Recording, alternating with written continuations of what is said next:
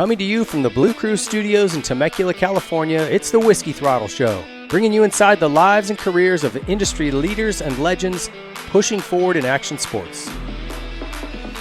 Yamaha has been setting the standard in two-wheel and four-wheel fun for decades. Yamaha is always out front, innovating, and focused on reliability and performance. Join the Blue Crew today. Get yourself a Yamaha. The Whiskey Throttle Show is presented by motosport.com.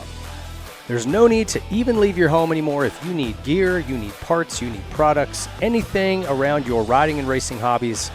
Go to motosport.com, order it up online, and it will be quickly and conveniently shipped right to your home without even leaving your driveway. Get over to motosport.com and make your next ride your best ride. Troy Lee Designs is the leader in off-road motocross apparel and style. So whether you're looking for a cool new paint job for your helmet, maybe your name and number on your helmet lettered on, you're looking for new gear, you're looking for mountain bike gear, off-road gear, they've got the brand new Scout line and GP and SE models. Troy Lee Designs has it all. They've been leading this industry for decades, and they're going to continue to do it. Rockform, creators of the world's strongest magnetic phone case. They have mounts for your car, motorcycle, and bicycle, as well as universal mounts to adhere your phone to any surface. They also have screen protectors, power banks, stands, chargers, and more.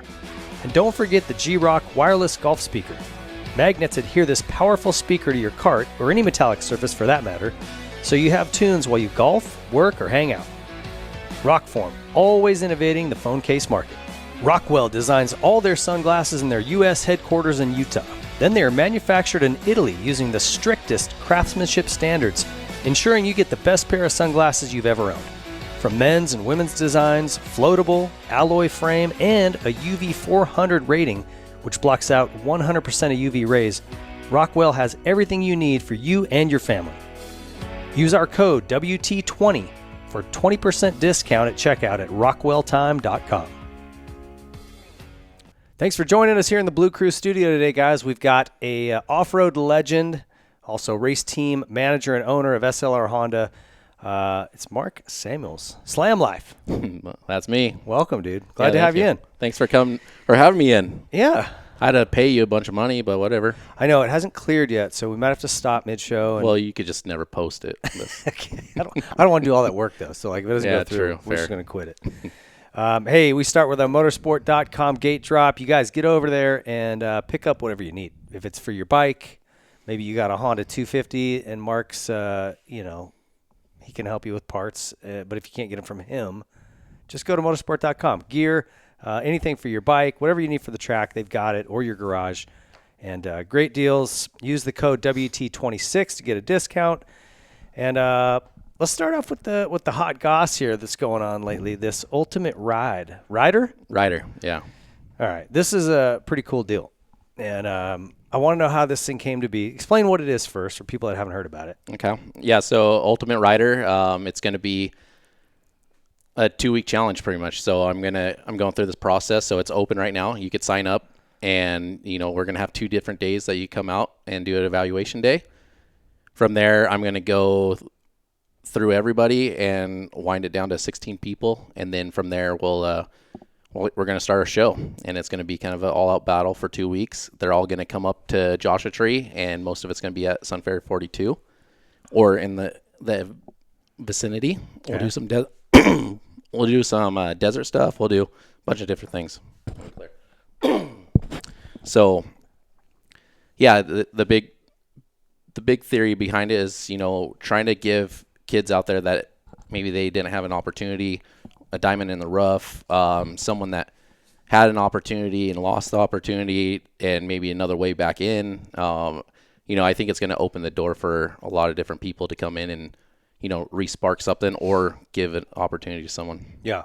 Well, I think it's cool for a lot of reasons. One, this sort of blends the sport we love with a little bit of like reality TV. Yeah. And I was already thinking about, I don't know who's signed up or who's going to be there, but I've encouraged our buddy B-Ray to put in a thing. And I don't know if we will, but like, I'm just thinking you got guys like him and maybe some more conservative people, or you're going to have all these personalities. Oh, yeah. I mean, it might be really fun. You know yeah. what I mean? So I'm curious to see how it goes. And so now this was one thing that was interesting is you're looking at not just pro moto guys. Like it could be off road, it could be a top amateur kid, or a pro. Yep. Or kind of anywhere in the spectrum, Yep. on off road or moto, right? Yep. Yeah. Yeah. So it's just going to be open. My goal is for this to continue on, and maybe I'll, specify down the road what we're looking for, and like whatever the best opportunity may be coming if it grows into something maybe like that. You do different episodes, right? Like, exactly. Okay, we're going to do, this is the moto episode. This will be an off-road one. This is an amateur one. Yep. Yeah. So this one, it's going to be open, and I'm just really trying to look for, try to find someone that really needs opportunity and give them that slot into the space, whether it's off-road, whether it's amateurs, or whether it's pro. Really give someone a chance and try to find that diamond in the rough that needs an opportunity. You know how expensive this sport is and how hard it is. Like for an amateur to go do Lorettas, do the combines, or even get in for combines, or get in for the futures or the SMX. You have to be invited to the futures and stuff. Yeah, right? yeah. So there's kind of a board that all manufacturers kind of like get to like talk. Obviously, you have to have results and everything, and then it's like, hey, I would like to see this kid because you maybe seen him out on a supercross track or this. So like, kind of works. Each manufacturer kind of has to be like, yeah, that sounds good. Like, let's have them in there or whatever. Like I think that's great. Like the SMX Futures thing is awesome. Yep. We need that. Our amateur program needed to be, the what do they call it in the outdoors? Is it Combines? Yeah.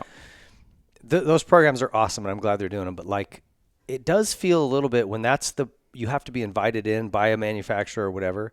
It feels a little gatekeepy to me. Yeah. Like, what about the kid that's in the middle of nowhere who he rips and no one really knows about him? He doesn't have the connections. Like, he's just hosed. Yeah. He can't even come out and try. You definitely and it's not all just manufacturers get to choose. I think that's why they leave it open, because hopefully that we could find kids like that to give them the opportunity too. You have to have the results at the amateur, the majors, right? And then through that you earn your way in there, and then if there is a spot where it's like, hey, I feel like this kid needs opportunity, there's that opportunity to bring that in there. Yeah. I mean, do you think that's happening? Is there kids getting missed? I mean, the internet's made the world so small. Even if a kid can't afford to go to Loretta's, he'll make something, right? He'll make some race and open some eyes if he's that good, right? Yeah. I would say, I mean, look at Juju. Like, yeah, he was an amateur. He was at those. He came out of nowhere, he never really did like much in amateurs. Like, you could see a sparkle of like, oh, okay, this kid's good, but he'd fall a lot or this and that. Then he came out in Supercross and he's like running with Deegan. And you're like, whoa. So there has been some kids that have been in that position that kind of came out and swung and got that opportunity, and it led to a factory KTM ride. Yeah. And that's kind of the theory behind the Ultimate Rider too. It was like trying to find that kid, and that's what it's like. Okay, let's bring some people in here. Let's, I think we'll probably have close to 100 people trying out. And we're gonna have to wind that down to 16, and then from there it's gonna be a 2-week battle. They're all gonna stay in a house. It's gonna be videoed. They're gonna push to their limits. So you're gonna see how they interview with people, how they react with people, how their teamwork with people, everything, right? Not just how they perform. You're like the American Idol of dirt bikes. Maybe. So are you Ryan Seacrest? Or are you who's the other guy in there? Luke? Is it Luke Bryant? I was trying to think of the other guy. Dang it. I lost my joke. Who's the other dude in there? Lionel Richie. Oh, Lionel. You're like the Lionel Richie. I'll be Lionel. Yeah, I'd be Lionel. Yeah, easy like a Sunday morning, dude. Yeah. Well, I'm excited. When they're doing the filming in the house, I always thought it was cool on like the MTV shows, like, whatever it was. They'd bring them off into a room and do little interviews that pop in throughout the show. Yeah. You know what I'm saying? Are you guys doing that kind of stuff? Yeah, that's our plan, yeah. Yeah, it's going to be cool. I can't wait. We just finalized who we're going to be doing production with, which is they're in the sport. They're super enthused. It's going to be awesome. We're going to release that next week. And then where they're going to stay should be released in the next week and a half too. Yeah. You say it's a pretty dope spot. Yeah. Cool. Well, I can't wait. And so if there's someone that wants to sign up, where do they go? TheUltimateRider.com. TheUltimateRider.com. TheUltimateRider.com. Yep. Okay. Or I suppose they could follow just SLR Honda's Instagram and you'll find it through there. Track it through They have Instagram. We have an Instagram for the Ultimate Rider that has a link straight to it, and you could just message the Ultimate Rider on Instagram too, and we'll send you the link or whatever. Rad. Okay. Yeah. Well, we're gonna be keeping an eye on that. That's gonna be a lot of fun. Yeah. Do Do you even have the bandwidth to do this? And I mean, how? We're gonna find out. Well, because I'm like, you know, you guys you were, to me, like, it started in off-road and you guys were established and winning and killing it. And then it's like, I don't know what you jumped into first. Was it the amateur guys? Yep. And then, like, now you're in supercrosses, and I'm like, yeah, now you got a WMX rider. Like, you just keep growing and growing, which is awesome. Yep. And I feel like we need, like, teams like yours are what this sport's got to have. Yeah. We always talk about how the privateers are the backbone of the sport. It's like, yeah, but if those guys don't have a step to go, Yeah. they're just going to burn money until they finally go, I'm out. Like, I'm done. Because you're not making a living as a privateer. No, not even close. You're maybe getting by. Maybe Moran's has put together or something like that. There's a couple. Yep. But he's not getting rich, right? Like, this sport we know is too expensive. So you got to have the equipment and support of a team like yours. And so, anyway, I'm very appreciative of guys like you that are just passionate about it and making it work. I love it. For sure. No, it's 100% all passion. And I came from the motocross scene, amateurs, and I didn't get into off-road until I was 21. And and you know, I built the team through that and through a whole story. But yeah, it's we'll go through it. Yeah, we're gonna go through it. Okay, let's get into it. God, sorry, my knee is killing me. Big shout out to Nano Extreme. This is the only thing keeping me from being tits up on my couch right now. I'm 3 days from getting a knee replacement, so it's every movement is painful. So sorry about that. If you guys have pain, aches, pains, muscle, joint, doesn't matter. This stuff works. You've been using some? I have used it, actually. Yeah, he was helping Billy out last year with us, and I got some through there, and it works. It really does. Yeah, and when you see the science behind it, and you explains why it works. You know, I showed this to Wardy, and he's like, "Oh yeah, DMSO. I've been using that for 40 years." Oh really? Yeah. He just rubs straight DMSO. They use it a lot in horses. I don't know if that's relevant or not, but anyway, there's a bunch of different ingredients that make it. I think some people from Yucca Valley just take it straight too. They drink it, probably. Yeah, they just drink it. It clears out the meth. Yeah, that's right. Anyway, shout out to Nano Extreme. Use our code WT26. Try it. I'm telling you, if you're old like me and you ache and creak and pop, I sound like I'm stepping on packing bubbles when I get out of bed in the morning. My knees are just like pop, pop, pop, pop. This stuff helps. Okay. Sorry. What I meant to say was go to WhiskeyThrottleMedia.com and check out what we got going on over there, guys. Moto, off-road, dual sport. All of our merch is there. You can get a link to a Whiskey Throttle Club there. So check it out. And Mark's story here is brought to you by Yamaha. Join the Blue Crew. Support at the tracks. Good contingency. Great bikes. Reliability, performance, all of it. Thanks to those guys for supporting what we do.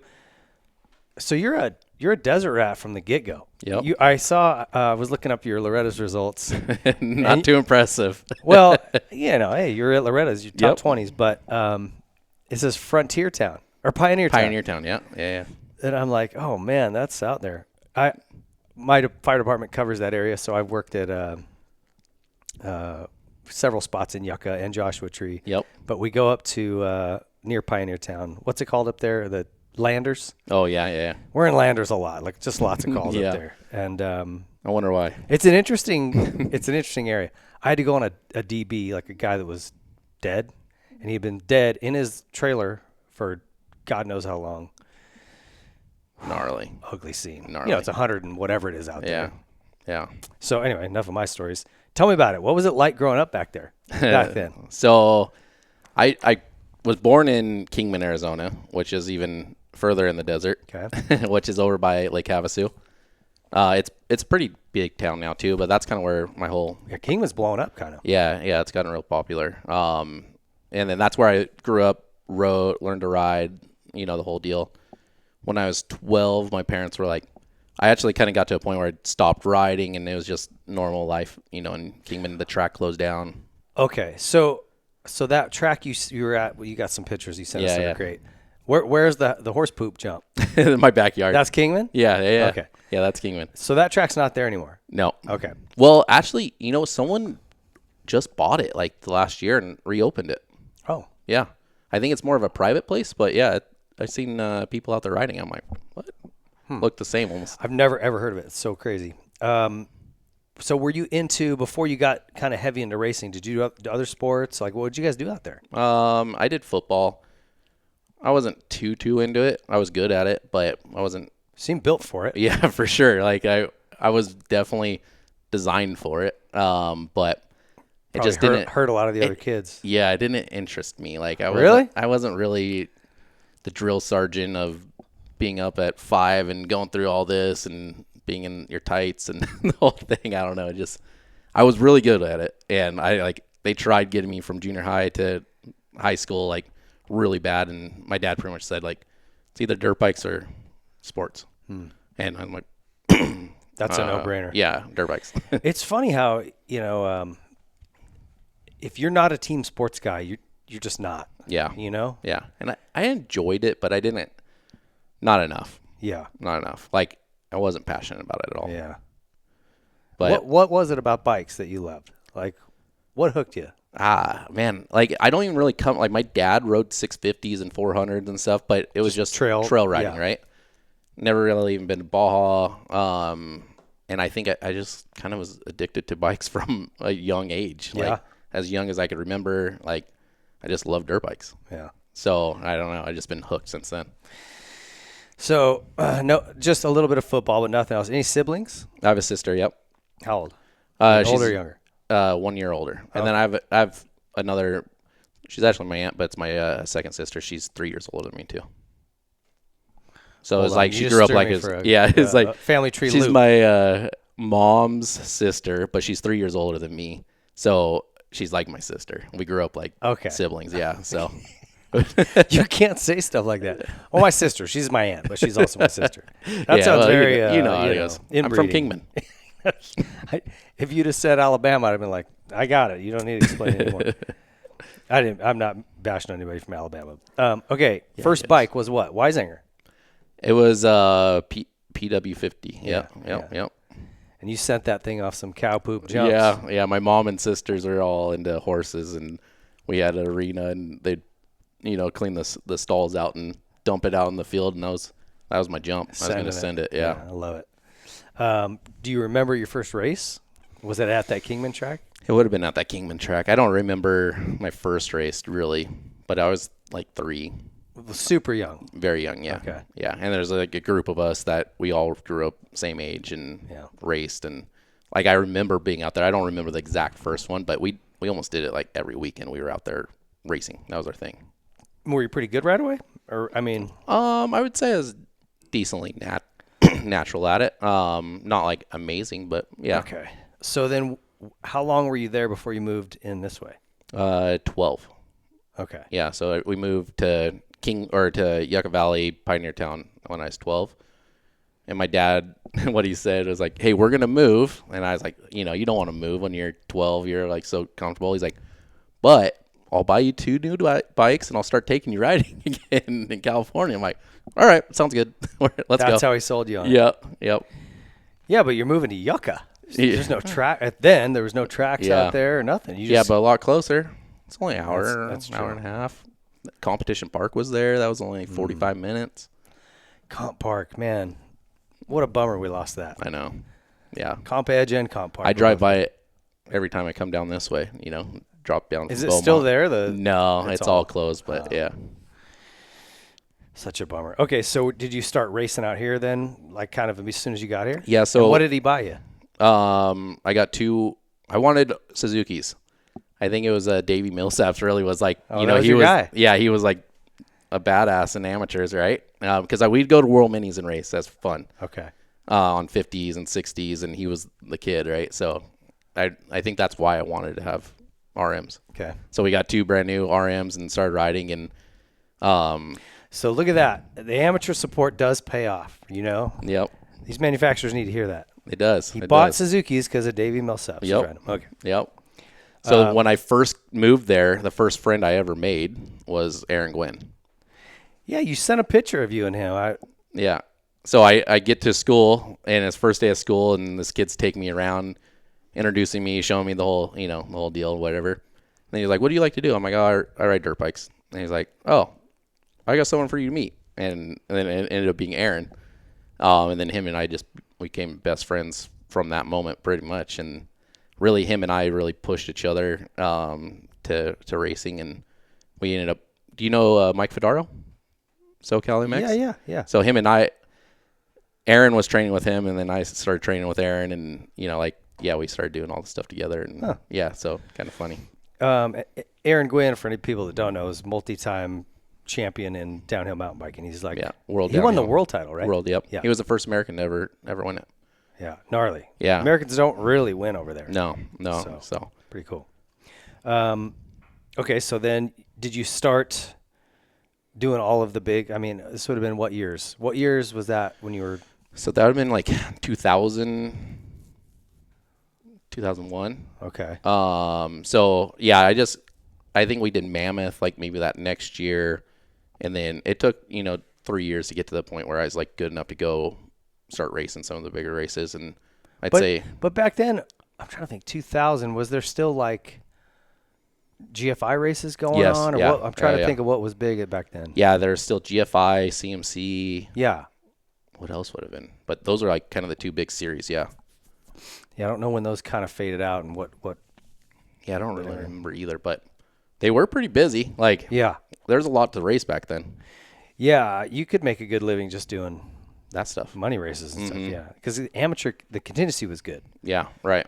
Used to be like between $300 and $500 per class, so you could sign up for 3, sometimes 4 classes. Yeah. I mean, you leave a race with $2,000 in your pocket as an amateur, as an 80 rider. Like, that's wild. Yeah, for real. That was helpful. So when did you start? You said a couple years, and then you started getting. Were you competitive? Yeah, so I did a couple years training with Mike and kind of starting to get into the flow of everything and learning it, and raced some stuff in novice, and then bumped up to intermediate, and then by 05, 06, I started like being pretty competitive in the intermediate class. Okay. Who were you racing against? So like my era would have been like Trey, Kennard, Dungy. So it was a couple fast guys. Yeah, it was pretty it was pretty stacked. Yeah. It seems like they're always stacked. Like, yeah. You rarely look through a Loretta's results sheet and go, man, there's no one in this class. There's always at least a handful of guys. You're like, oh damn. Yeah. Stacked. Bowers, we race a lot. There's like Tomac was a couple years younger. Dean was a couple years younger, but we're all at the same races for all that stuff. What were you riding at that point? Still on Suzuki's? I was still on Suzuki's, yep. Okay. You were kind of all through your amateur stuff. Yeah. Yeah. Were they helping you at all ever? No. I got real close, 06. I had like a really good year. I went to Lake Whitney and had a couple top 3s, a second, and like in the B class, and started having some good results. And then I went to Oak Hill, did the same. Me and Bowers actually battled for a championship. He got me. But so I kind of, Cole Gress was the guy at that time, and he came over, and I've always been a bigger kid. So like they thought I was like 18, but I was only 15, 16 years old. And then Cole was like, "Oh, wait, you're that young?" I'm like, "Yeah." and then I tore my ACL right after it. Got home right before World Minis, tore my ACL, and had kind of the wrong guidance on that whole process. I didn't get surgery for 6 months. And really, I should have just rehabbed and kept racing and all that if I like look back on it now. But because that was like World Minis, a hard pack track that I'm good at. Like I would have came out and done really good at World Minis. I tried racing.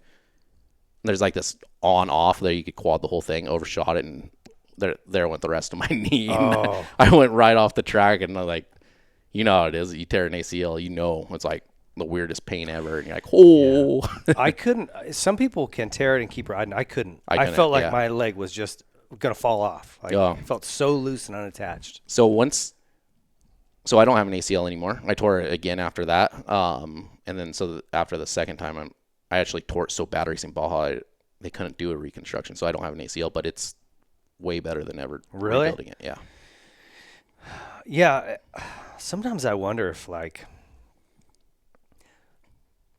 When I say I had to get them done, it was short term after. Right. I wonder if I'd have taken 6 months and just rehab the crap out of it. Yeah. Strengthen my legs up. Because that's what, like, I know LaRocco, I'm going back to the old guys I raced with, but like.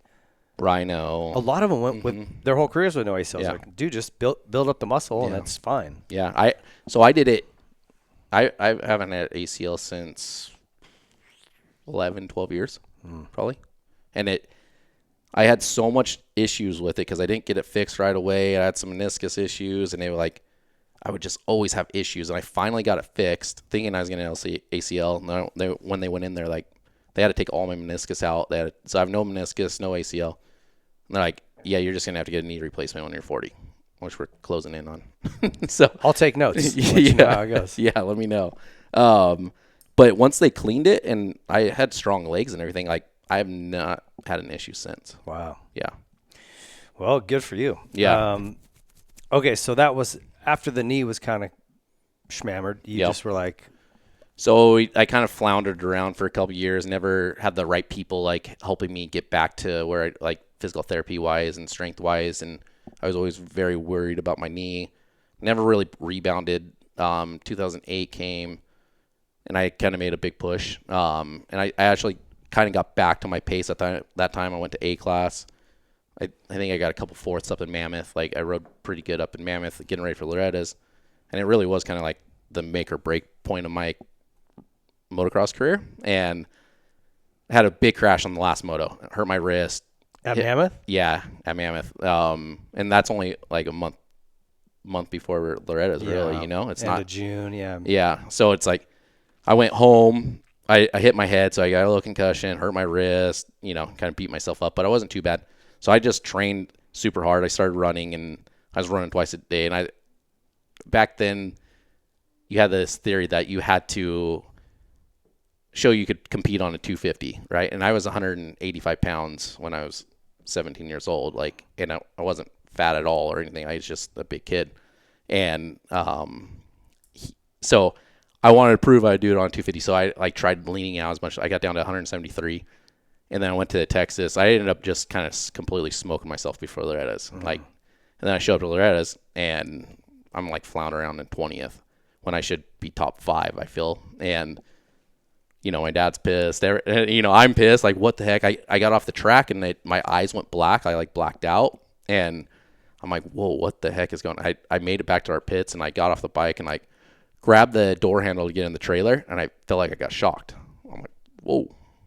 What the heck? So I just sat down thinking like the ground or something was bad on the trailer. My dad gets up. He's, you know, not happy. And I'm like, hey, be careful getting in there. I just got shocked. And he's like, open it. And he's like, what? He didn't say anything, but he's like, yeah, it's fine. Come in here. Like, get in the AC. And then that night he woke up and he's like, hey, I think something's going on. Like, he knew I had the injuries and everything. But the shock to him was like, that's weird. So we ended up packing it up and going home. And then I went home, got tested. I still had a swollen brain. I got Epstein-Barr. I was like all jacked up. Oh, damn. Yeah. And just face down. I was jacked up actually really bad for like 3 weeks after that. And then from there it went to, I was done racing. What symptoms were you having with Epstein-Barr? Like, I didn't realize how gnarly that is. Like, it's really, really crazy. Yeah. If you have it bad, it's bad. Like, I was sleeping probably 18 hours a day for 2 weeks and had like gnarly sores and just. Do you have joint pain or like chest pain, trouble breathing? Everything. Yeah. Just really bad. Yeah. Like, I just always thought, you feel tired and fatigued, but it's like there's a lot more to it. It was probably the craziest thing I ever went through. It was like it was bad. I took my wife to the hospital a couple times because I'm like, I think you're having a heart attack. Like, we need to get to the hospital. Yeah. Because her symptoms she's laying on the floor going, I can't move. My joints hurt so bad. And I'm like, huh? Yeah. And then all of a sudden it was chest pain. She couldn't breathe. She had pain in her chest radiating down her arm. I'm like, yeah, no. I don't want to watch you die right now. Like, let's go to the hospital. It was, honestly, it was crazy. I was in bed for 2 weeks, literally, like jacked up. Well, let's talk about your Loretta's career here. You went in 05, 07, and 08. Yep. Got a 13th in 250B. Yep. But this year was the year you went home early. So you didn't ride your last motos. Should we talk to Dino? You can. You want to answer? We answered Mitch the other day. Put him up to the speaker. Hey, Dean. Oh, you're frozen. Frozen solid. Why is your service so bad? Ping's house. What's up, Dino? What up? Where you at? You're live on the Whiskey Throttle Show right now, buddy. Oh, he's frozen. All right. You got bad service. Get some fucking Wi-Fi. I'll call you back. What's he gonna use again? He obviously doesn't have Starlink around here. Dude, he must be struggling for gas. Yeah. Just think, he didn't call you either. He's been on already. All right. Well, see you boys tomorrow. Okay. Bye. See you tomorrow. Dean Wilson, everybody.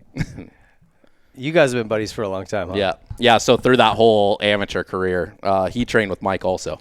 So it was me, Dean, Aaron. Yeah, so that was like our kind of grew that. Tony Blood, I don't know if you remember. Oh, I remember that name. Yeah. So that was kind of our little circuit that trained with Mike. Oh, okay. Through Mike, that's how. I used to see Dino all the time. Right when he moved down from Canada, out in like Hemet at those tracks in the hills out there. Was he on Yamaha or Cowie? Cowie. Yeah. So when he first came down here, he was on Yamaha 80s. And then they would just come down for like 3 months at a time. They come like for 3 months. We'd go to Whitney and Mosier or Oak Hill, and then they would go back home to Canada for a little while, then come back for Loretta's. How about how he back then, he didn't have a Scottish accent at all. He talked like a SoCal bro. Yeah, now he's got peanut butter all up in his mouth. Now he's groundskeeper Willie all of a sudden. Yeah, I don't know what happened. Something about being on the podiums and the girls or something. It came back. It somehow. just came back, Yeah. scared it back into him? Uh-huh. Well, all right, whatever it takes. Okay, so moving on. So you quit. What's next for you? I heard you went to work for your dad. Yep. That's the story I heard. Yeah, Tell me yep. about that. Sometimes it's like you got to go have a really shitty job to kind of, like Christian Craig, right? I mean, he quit, thought, I'll just go do construction. And racing can get so frustrating. That sounds good. I just want to have just normal. Yeah, I just want to be a Normalcy. normal life. I'm tired of traveling. I just want to, put in my work and go home at night. Yeah. Do you? Are you sure? Tell me There's about plenty this. of time. Tell me about this job. So, yeah, when I got home, like I was saying, like that was kind of it was like, hey, we're going to give you everything you can to try to make it and give yourself an opportunity. And at that time, I was always like, I wasn't willing to go to Supercross and just not have the equipment. Like, because I knew you were such an advantage. Like, I knew it was a waste of time and effort with my family and everyone. Like, so I wanted to earn that opportunity, but I wasn't diehard to go there and try to make a main. Like, I wanted to be on the position to actually make something of myself. So like, yeah, 08, Loretta's was kind of my last hurrah, and I got home, was sick, and then at 08 was when everything kind of crashed, and my parents, yeah. So my parents are like, dude, sorry, but it's up. And I'm like, what did your dad do? This was his company that you went to work for? Yeah, so before that, my parents have always been in hotels. So, like, that's why we went Kingman there. They had a couple hotels with the family there, and then bought one in Yucca Valley and kind of revamped that one, and then sold that one. And then actually Pioneer Town, we own the little one. If you've ever been there, have you been Pioneer Town? Pappy and Harriet's? Yeah, I know where that is. So there's a hotel right behind. It's a tiny little Western hotel. It's really cool. Now it's like super popular. So we owned that one for a little while too. So that's what they did. And then they sold it. My dad wanted something else. He was in it for 20-something years. And he's like, he's seen this company called Filter Fry. And it was a franchise. And it was where you had a machine and you went to restaurants and you sucked the grease out of the deep fryers. And it had like a microfilter and like deep filtered all the oil at 350 degrees. And then you deep clean all the fryers, put it back in, top it off as a service for restaurants. Okay. And it was a messy job. It sucked. Yeah. Greasy, slimy, nasty, stinky. Yep. You probably went home smelling like French fries. It was horrible. Horrible. And I would go, so like, we got decent accounts. So like, San Manuel. Yeah. We would go there and there's like 24 fryers. So I would have to leave at home 11 o'clock, drive all the way down there. PM? Yeah. Oh, you were working all night. Yeah, because when the kitchens were down, you're cleaning everything up so they're ready to go in the morning. Oh, my gosh. So I had to leave at 11 o'clock at night, drive all the way down to Glen Helen, pretty much, from Yucca Valley. So it was an hour 15, clean 20-something deep fryers, come home, clean a couple more along the way, and back home, be home at like 7, 8 o'clock in the morning, take a nap. And then, so I kind of got into a normal life at that point. Like, I had friends. I never really partied or anything when I was racing. Like I was fully focused on that. So I just kind of lived a normal life. I was right at 20, 21. So did that for 2 years. And then, I started hanging out with Chris Johnson and Ricky Dietrich, like the off-road guys. And Chris is like, why were they out there? no, they were down here. I don't really know how that circle all tied into each other. Okay. Like looking back on it, I'm like, I've actually kind of thought about that. I'm like, how did I get tied in with it? Chris raced amateur, so I kind of knew him through that, I guess. And then, it's probably Tommy Weeks. Okay. Me and Tommy were pretty close. Okay. So, and that was kind of his group too, because some of them were from Washington and whatnot. Got it. So that's probably how it all worked. So I just started hanging out with them, and then Chris Johnson's like, why don't you come race some off-road? I'm like, never thought about it, because they're all getting ready for Works, first round of Works. I'm like, it's 2 weeks before. I hadn't rode for like literally probably 2 years. And I'm like, did you even have a bike? I still had one bike. Yeah. Okay. Yeah. I still had a bike. It's tucked in the corner. I'm like, all right, let's try it. A 250 or what'd you have? It was a 450. Okay. Yeah. Yamaha 450, actually. Okay. At the time. Finally got your stuff together. It was a short window, small window. Bikes were really cheap then. No, I'm just kidding.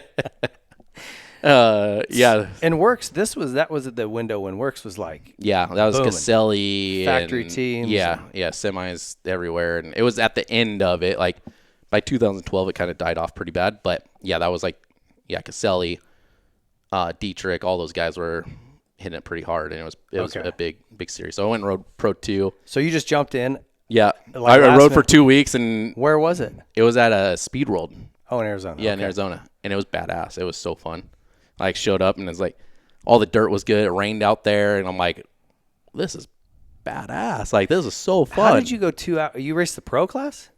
So I rode Pro 2, so there's a qualifier, which is actually worse because you have to do an hour qualifier on Saturday, and then it qualifies you for the 2-hour race on Sunday.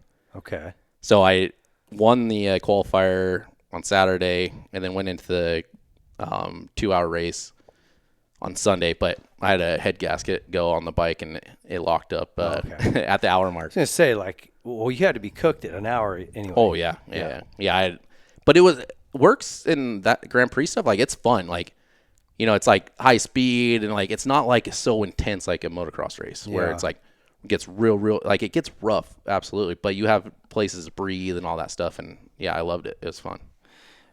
I feel like you either like that or you don't. Like, for me, it's fun. Right. I don't want to race. Yeah. It was almost like it'd be fun to ride or do a 50-plus class. Yeah. The pros, dude, they get it. No, And it's so you're not. It's not not a like you're joke. cruising around. No, it's not a joke. It's people kind of like try to see them at a motocross race track or whatever. Like, oh, they're not that fast, and it's like, come out to a race and see come what find happens. out. Yeah, It's different. Yeah.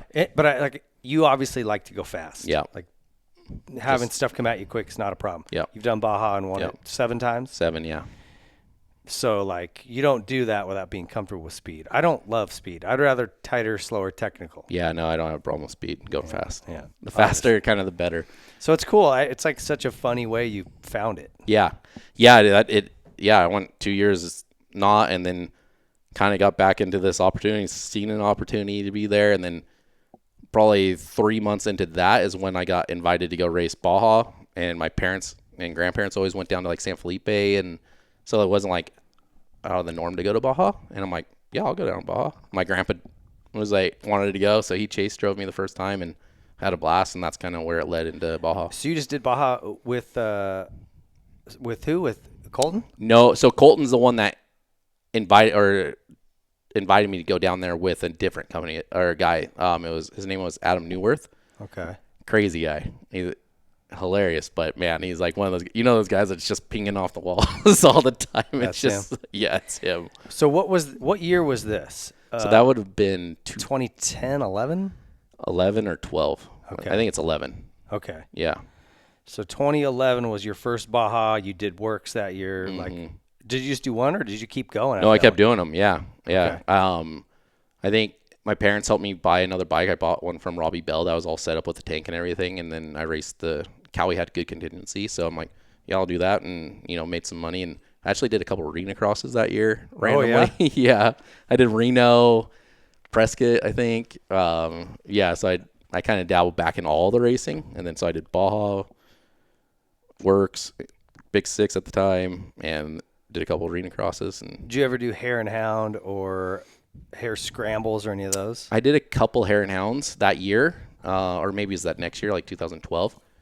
And I crashed 3 times really hard out in the desert, and I'm just like, I don't know. I was saying for me, motocross kid, like I could make it adapt in the Grand Prix, and I could pre-run enough in Baja to where I felt really comfortable going fast, but just going like reading terrain and stuff, I wasn't there. I ended up doing like 3 more of them. I only I think I topped 10 once, and it just never was like the bomb starts and stuff were like, dude, yeah, I'm out. Yeah, same. Couldn't pay me to do it. Yeah, it was never really my gig, but I really loved Baja and I loved Grand Prix. So, all right. So walk me through the years. That's 2011, 2012. Were you kind of privateering it again? Yep. So I was on that team with Adam Newworth. So the funny thing with Adam Newworth, that first race I raced with, I had Justin Morgan, which ended up being my teammate for 6 years. And him and I went undefeated for 5 years down in Baja together. So him and I both first Baja race was together, and then we ended up kind of growing into our partnership down the road. And then the next race was 1,000 with Adam, and Ricky Brabeck was on it. Okay. And he was like, I think just turning 17, 18. Was he big? He was big. Yeah. He was really big. Yeah. I've never met him. Everyone told me how good he was, and yeah, he's a big boy, but dude, the kid rips. And he handed me the bike when I got on it, and I'm like, holy cow, this kid is huge. And he put it in. You hadn't even met him before that? No. The first time you met, he's handing you. He handed me the bike in the race. Yeah. And he jumped in with my chase crew. My buddy Kirk was actually he's in some of those old pictures, and they came and chased the rest of the race. How's that even possible? You don't even know your teammate. Yeah, that's how it worked out. Like you just hear about them, and like I think we maybe messaged a couple times on Facebook or something, but never met. Oh my gosh, that's funny. And did you guys win? No, it was actually a big shit show. Our stator went out like 100 miles in. We were out of the race, and then I'm like, all right, well, I guess we're not racing.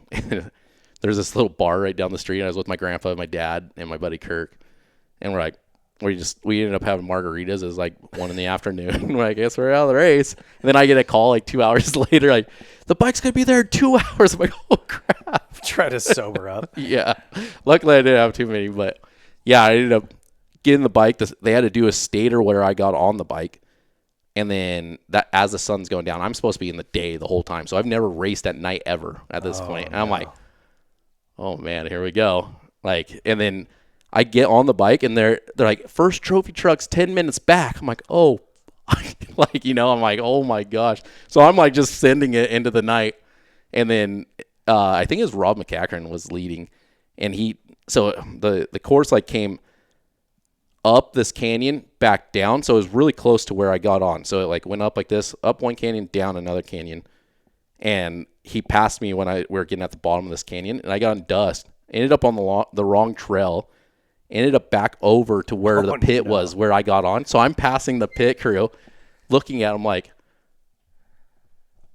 I think I just left there. Like, what the fuck's going on? Like it was like a mind, like it really messed me up. I'm like, what the heck is going on here? So I'm like, I just start riding, and I haven't hit my pit next. Like, I'm like, and so all their lights were down because there's a closing time for all the pits. Like if you don't make a certain distance, they're done. And it was a Honda pits at the time, GCR. And so they're all their lights were off, and I'm just passing by them. The funny thing is they ended up coming pitting with me for years after that. Did they see you go by? Yeah, they're like staring at me, and I'm staring at them like, what the heck's going on here? What are you guys doing down here? Yeah. So I ended up linking up with this Ironman kid. And I'm like, what mile are you at? And he told me, and it's like 20 miles after where I was supposed to get on. And I've been riding for 2 hours. I'm like, there's no way I'm only 20 miles from where I got on the bike. So that was my first experience. I made the wrong loop. Had to do the loop twice in the night. Trophy trucks coming at me. It was crazy. Oh, my gosh. Yeah. That's scary, huh? Like to have trucks behind you? And then you have to think at the time, so 2012, which doesn't seem that long ago, but tracking and all that stuff's so much different now, where like, my crew had no clue where I'm at. So they're like expecting me down here, and I'm way over here just riding Doing circles. for hours, 3 hours, and they have no clue where I'm at. They're like, they're just like freaking out. This is the first time they've got me down for 1,000 in the nighttime, and yeah, it's crazy. Oh man. Okay, so you guys did not clean houses on that one. Nope. What about Works or what? How'd those series go? That year I won my first Works Pro 2 race. Pro 2, I thought, isn't that 250s? It is now. So then there was just a Pro class and then a Pro 2. Okay. Pro 2 you had to qualify and you could ride any size bike at that time. Got it. Okay. So you won one, but not the championship. No, I think I ended up second or third in the championship. And then, but I was kind of more into the Baja stuff. And then Adam Newirth wanted to do a team, and I was like, man, I feel like I need to do my own team. And so I ended up pulling my own. I bought my own bike, and I started talking to sponsors and met people, and they started helping me. And then ended up teaming up with Matt and Max Eddy and Colton's little brother Ian Young, and we kind of put it together and started our own kind of program and got a year of racing down there on our own thing. I talked to Johnny. He helped me with pits and tires and a couple parts here and there throughout the year. Were you guys on Hondas at that point? Mm-hmm. Okay. Yeah. Once I got to Baja, that's when I switched to Honda. Okay. Yeah, I was like, okay, and then also again like in with Colton, and then meeting Johnny and all that stuff. Like I kind of got an opportunity I had to create the opportunity, but I was in with the right people, and like I kind of missed that in the amateur program. Like I didn't have the right people in my corner to like kind of grow, or even just to kind of talk to or understand how to get to there. So yeah, just their input and advice steers you away from a lot of the potholes and Totally. and waste of time. Yeah. Or Yeah. You know what I mean? Yeah, it'll keep you on track. No, I mean, I had firsthand experience with it, with having the right people in off-road and making a career out of it, to not, and just struggling. And like, I feel like I had the capabilities of doing it, but not the right people behind me or the right guidance in the motocross side. So, okay, take me through. So 2013 was that your own team, you said, right? Yep. How'd that year go? So 2013, Baja was big that year. That's when KTM was down there and had the two teams. Johnny had two teams. Cowie had a team. So it was like Robbie Bell and them on the Cowie. Colton, Udall, and Timmy Wiegand. And then Kendall and Quinn Cody. And then Ivan Ramirez and Kurt Caselli. And then Mike Brown and Toby Price. So like that was, and then my team. Mike Brown, like, yeah. I didn't know he even did. Yeah, Baja. He raced 2 years down there, I think. Jeez. Yeah, right. yeah. Doesn't surprise me. No. So we're stacked. So it's like 5 pretty factory teams, and then my team, and then there's a couple other teams, and I think we ended up third in the San Felipe that year. So like it was Colton, I think Caselli won, and then Colton got second, and then we got third. And then so we had like started off pretty good, third, and then it's beating some factory efforts. So yeah, that's good. Yeah. And then raced the 500, had some issues, and then that was the year I actually got to go race for JCR at the 1,000. So it was Colton, Timmy Wiegand, David Como, and then David crashed on the mileage run when they were down there pre-running the whole course, doing their pits and stuff, and dislocated his shoulder. So they called me, and it was 2 weeks before the race, like, can you fill in? And I already was building my own team, and I'm like, yeah, I'll fill in. And like, I called it the rest of the guys like, hey, I haven't taken this opportunity, I got to, So I got the opportunity to do that and race with Timmy and Colton, and then Timmy got hurt too, and then was that when he called it quits? It was, yeah. Okay.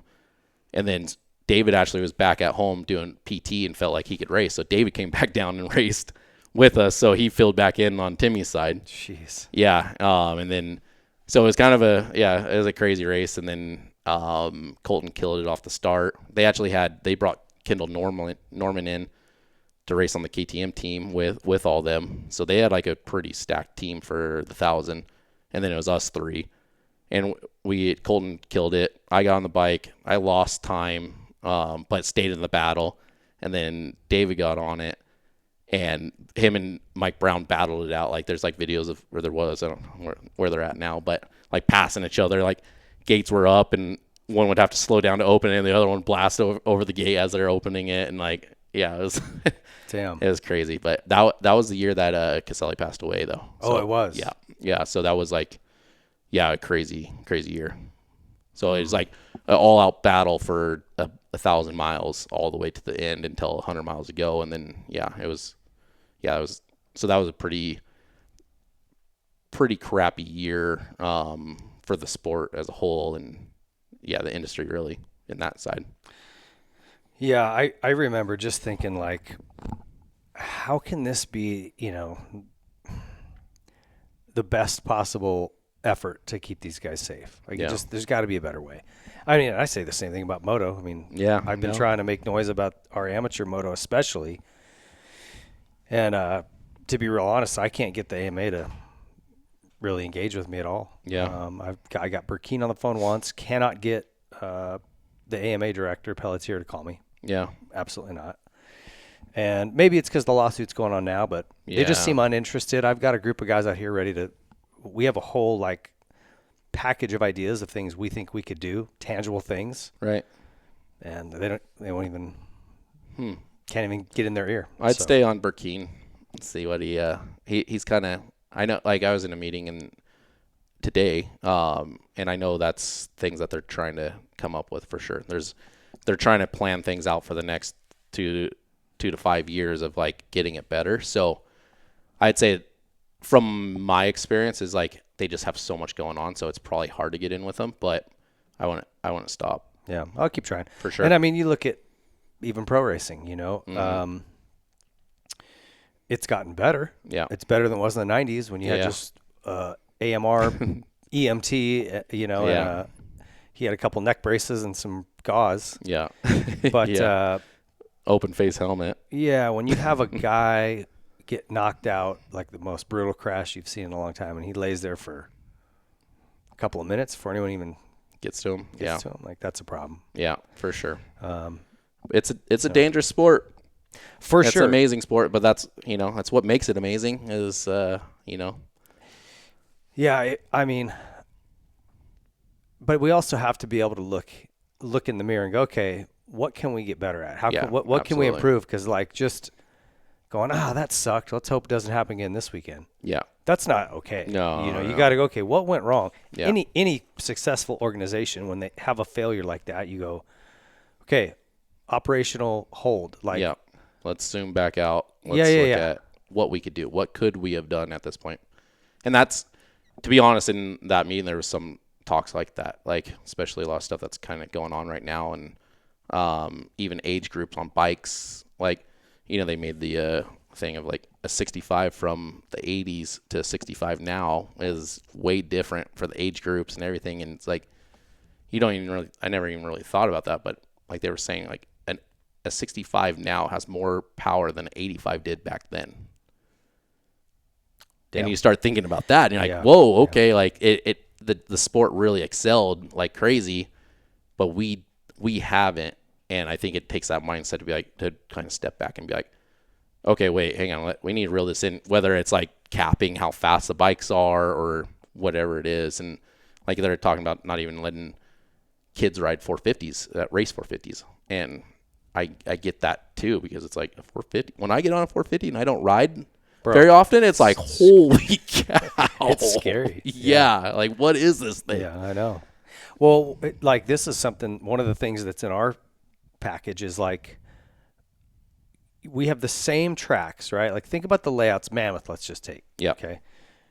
That layout hasn't changed in, I don't know, since its I've ever inception, gone. really. A couple little things, right? Yeah. But, well, when we started, I mean, in the 70s or early 80s, how slow were the bikes? Yeah. Yeah. Now look at what they're racing. Yeah. I mean, a a 450 is up there, faster than a 250 back then, probably. Bro, I mean, in a 450 up there, completely unaffected by elevation for the most part. I mean, you are hauling ass. Oh, yeah. Yeah. maybe we should throw a couple extra turns on the track, like these long straightaways where you're in fourth, just matted. Yeah. Maybe we don't need to be going 70. That's why I like it. Well, I mean, but I'm just saying there's No, got to be right. some Yeah. compensation, like you said, or,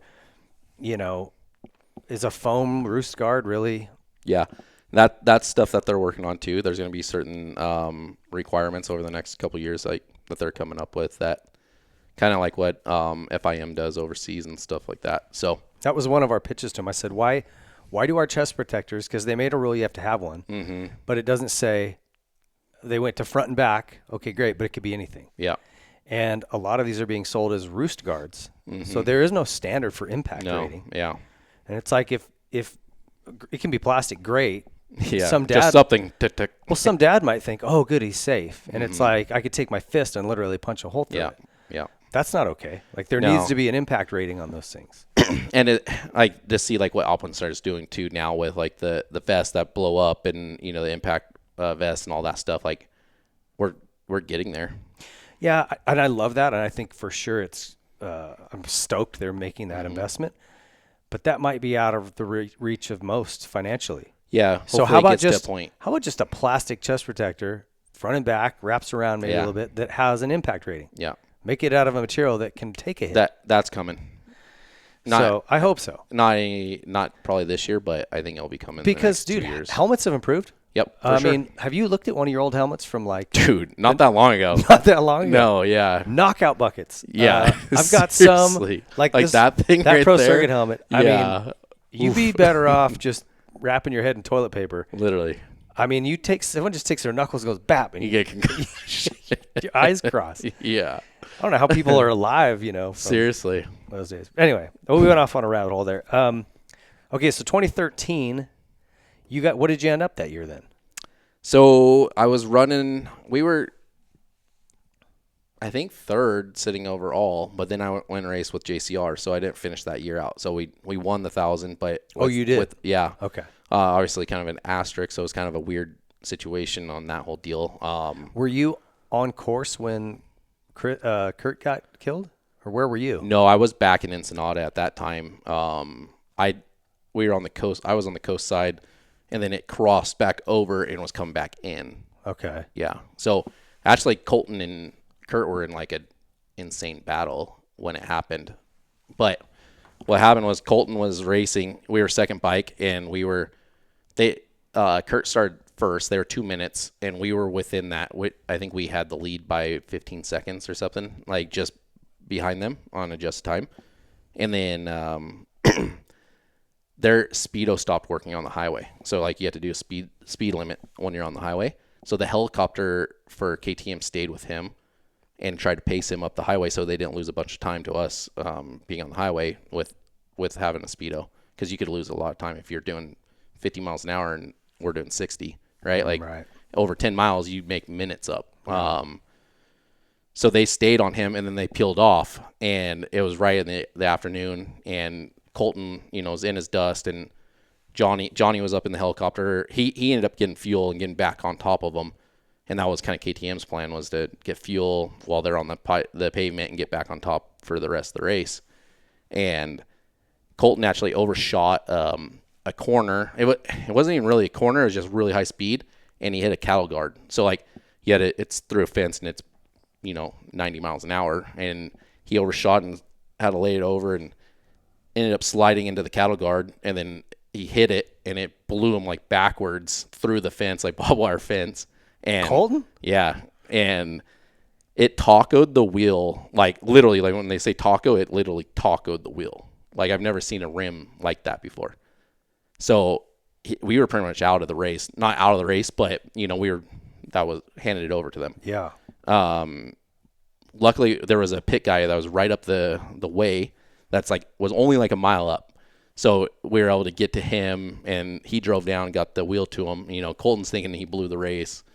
Johnny's flying around around Colton, waiting for him to fix his bike, like it was so bad that Colton had to snap spokes to be able to wiggle the wheel out of the front, out of the forks. Yeah, the wheel's around here somewhere. I wonder who has it. We used to have it up at the shop. I wonder if he still has it, but it's pretty crazy. So but within 5 miles. So Kurt didn't have a helicopter above him telling him, Because like, they were fueling. Because they turned around and go get fuel to say, like, hey, 1X has crashed. We got a gap. Chill out. You know, like, he thought they're in the biggest battle of their life into the end of the race. And, you know, he kept hammering down, and Colton's fixing his wheel. And then it happened in these trees.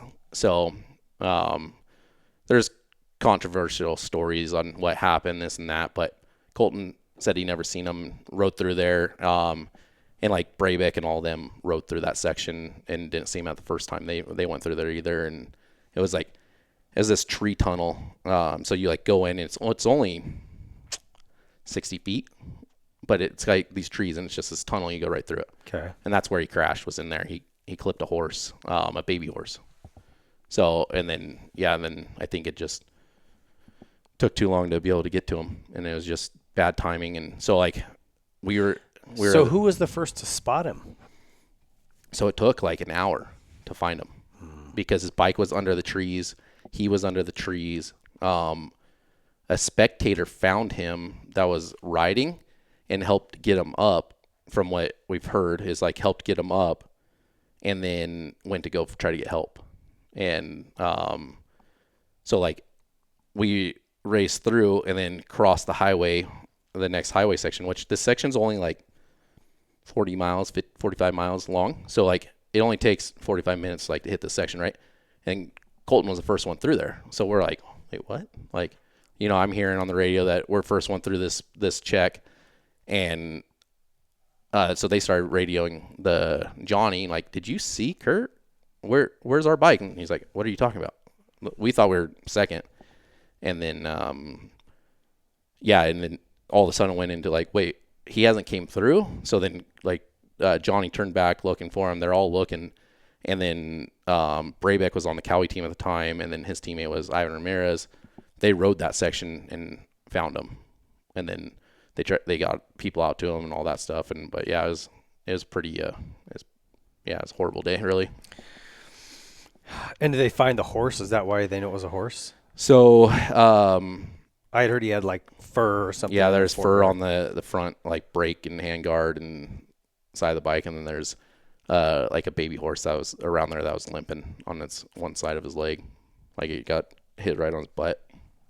That Colton went out there after like the day after the race was over, and like went out there to see like what it was, and then he seen that horse out there in that area. So that's how we kind of came.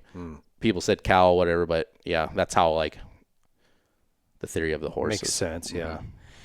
Yeah. This is the gnarly part about Baja to me. I mean, you know, Bones was really good friends with Danny Hamill. Yep. And he's still got his number plate from that bike. Really? All of this stuff.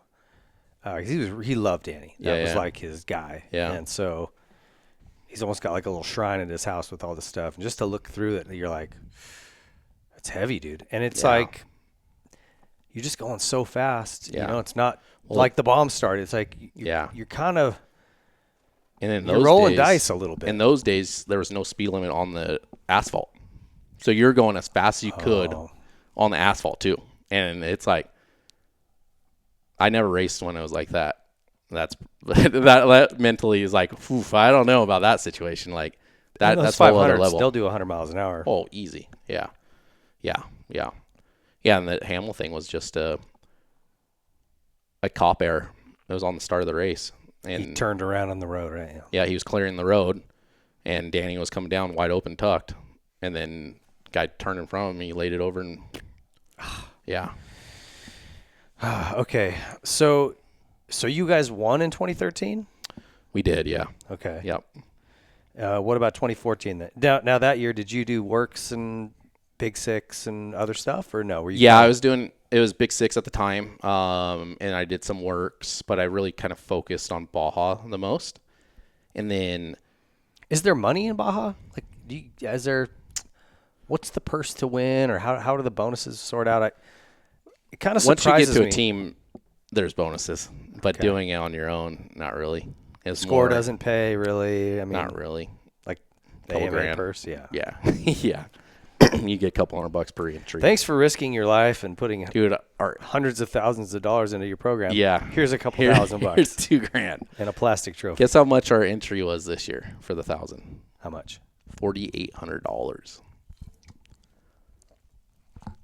It's for riders, mechanics, the pit truck, all That's that just stuff. your entry to get in there. Just to enter Just the race. rider. Yeah. Or the team. It's the team, yeah. I heard they're making it better, but I'm like, how the heck do people – I have a budget to do it, and that's rough for me. You know, it's like you're almost $20,000 just in entries. It's like, dang. But – yeah, I know, man. It's a concern I have even with Moto. It's like somebody said this to me the other day, and it kind of rung true with me. They're like, our sport's turning into horse racing. You know, where like you just got to be some rich guy or have a rich guy behind you to go do it, and that sucks. Yeah, because this was a blue collar sport. It was the cool thing about it was the cost of entry was so low. You know, we all first bikes were junkers, right? But but it didn't matter. Yeah, it didn't matter. No, you could go out there and send it. You can't really do that anymore. No. And the soul of the sport changes obviously, but for Baja, I mean. Yeah, it's just a bunch of rich dudes. And those rich guys, once they get bored or get whatever, if they're running a team, how many times have you seen this? Yeah. Some rich guy, the Craniacs or the whoever, even JGR. Yeah. If they can't make it work, like, what chance does anybody have?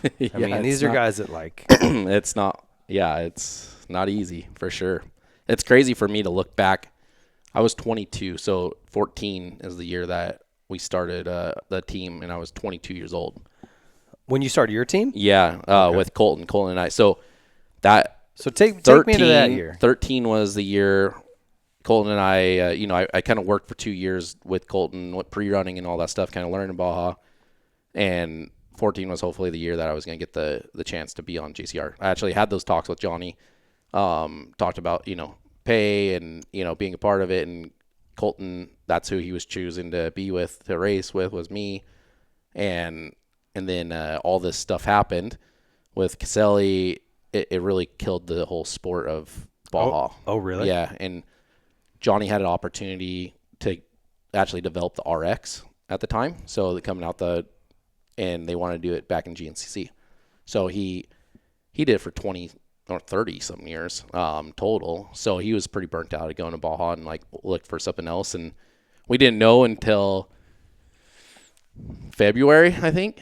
Like, we thought we were good, and then, he dropped the news on us in February, and we're going to race in March. Jeez. And so Colton and I were like, well, shit, we got our championship or our 1,000 win and bonus. Like, let's try to figure this out. And I already had a couple years of building a team in a sense, right? So I already kind of had some sponsors, and with Colton being on, and he was the past champion and all that stuff, it was easier to get more, and, like, people kind of backed us. And so, like, between the two of us, we really were able to put something together, but we were super late. We only had 4 weeks to get ready for the first round, and, we got our asses kicked that year. And you did? Yeah. So what was the team called that year? It wasn't SLR? It was Ox Motorsports. Ox, okay, that's right. Was that in kind of memory of Cargola? Yeah, it was, yeah. So Colton and Ox were teammates, and then down in Baja for 2 years, 3 years, and Ox really – I never knew Ox, but Colton, Ox took Colton under his wing and really helped him with growing his side of racing. They're both San Clemente and all that. So, so it was kind of a tribute to Ox. Cool. Yeah. Okay, so that year was a struggle. Did you guys do just Baja, or did you race the Big Six? We tried doing too much. We tried doing Works. We tried doing this. We did NGBC, Hare and Hounds, and Baja, where, like, we were just young and spread dumb. yourself Yeah, too thin, we spread ourselves too thin and didn't focus in. That was the year Brabeck won Score Championship and National Hare and Hound Championship, and then he got his ride the next year with HRC for Rally. Yeah, so he had a really good year. We got our butts kicked. I think we ended up winning the 1,000, but lost the championship or something. No, we didn't win. We won the 500, but yeah, we pretty much got our butts kicked all year. I'm kind of a dummy in this. I know there's the 1,000, there's the 500. What is the championship? What else? Like the Mint? Like what else is in it? 250. There's Oh, a just the 250. 250. Now there's a 400 also. So there's a 250, 500, 400, 1,000. Okay. So it's a 4-round series for Score. Has it always been that way, or 3 rounds? It used to be only 3, and then they started adding all these different races in, trying to make it 4 or 5 rounds, and then it kind of got a little too hectic, which was around that era. And then they kind of pulled back and then just started doing this Baja 400 the last 4 or 5 years now. Okay. So are you guys doing all 4? Yeah.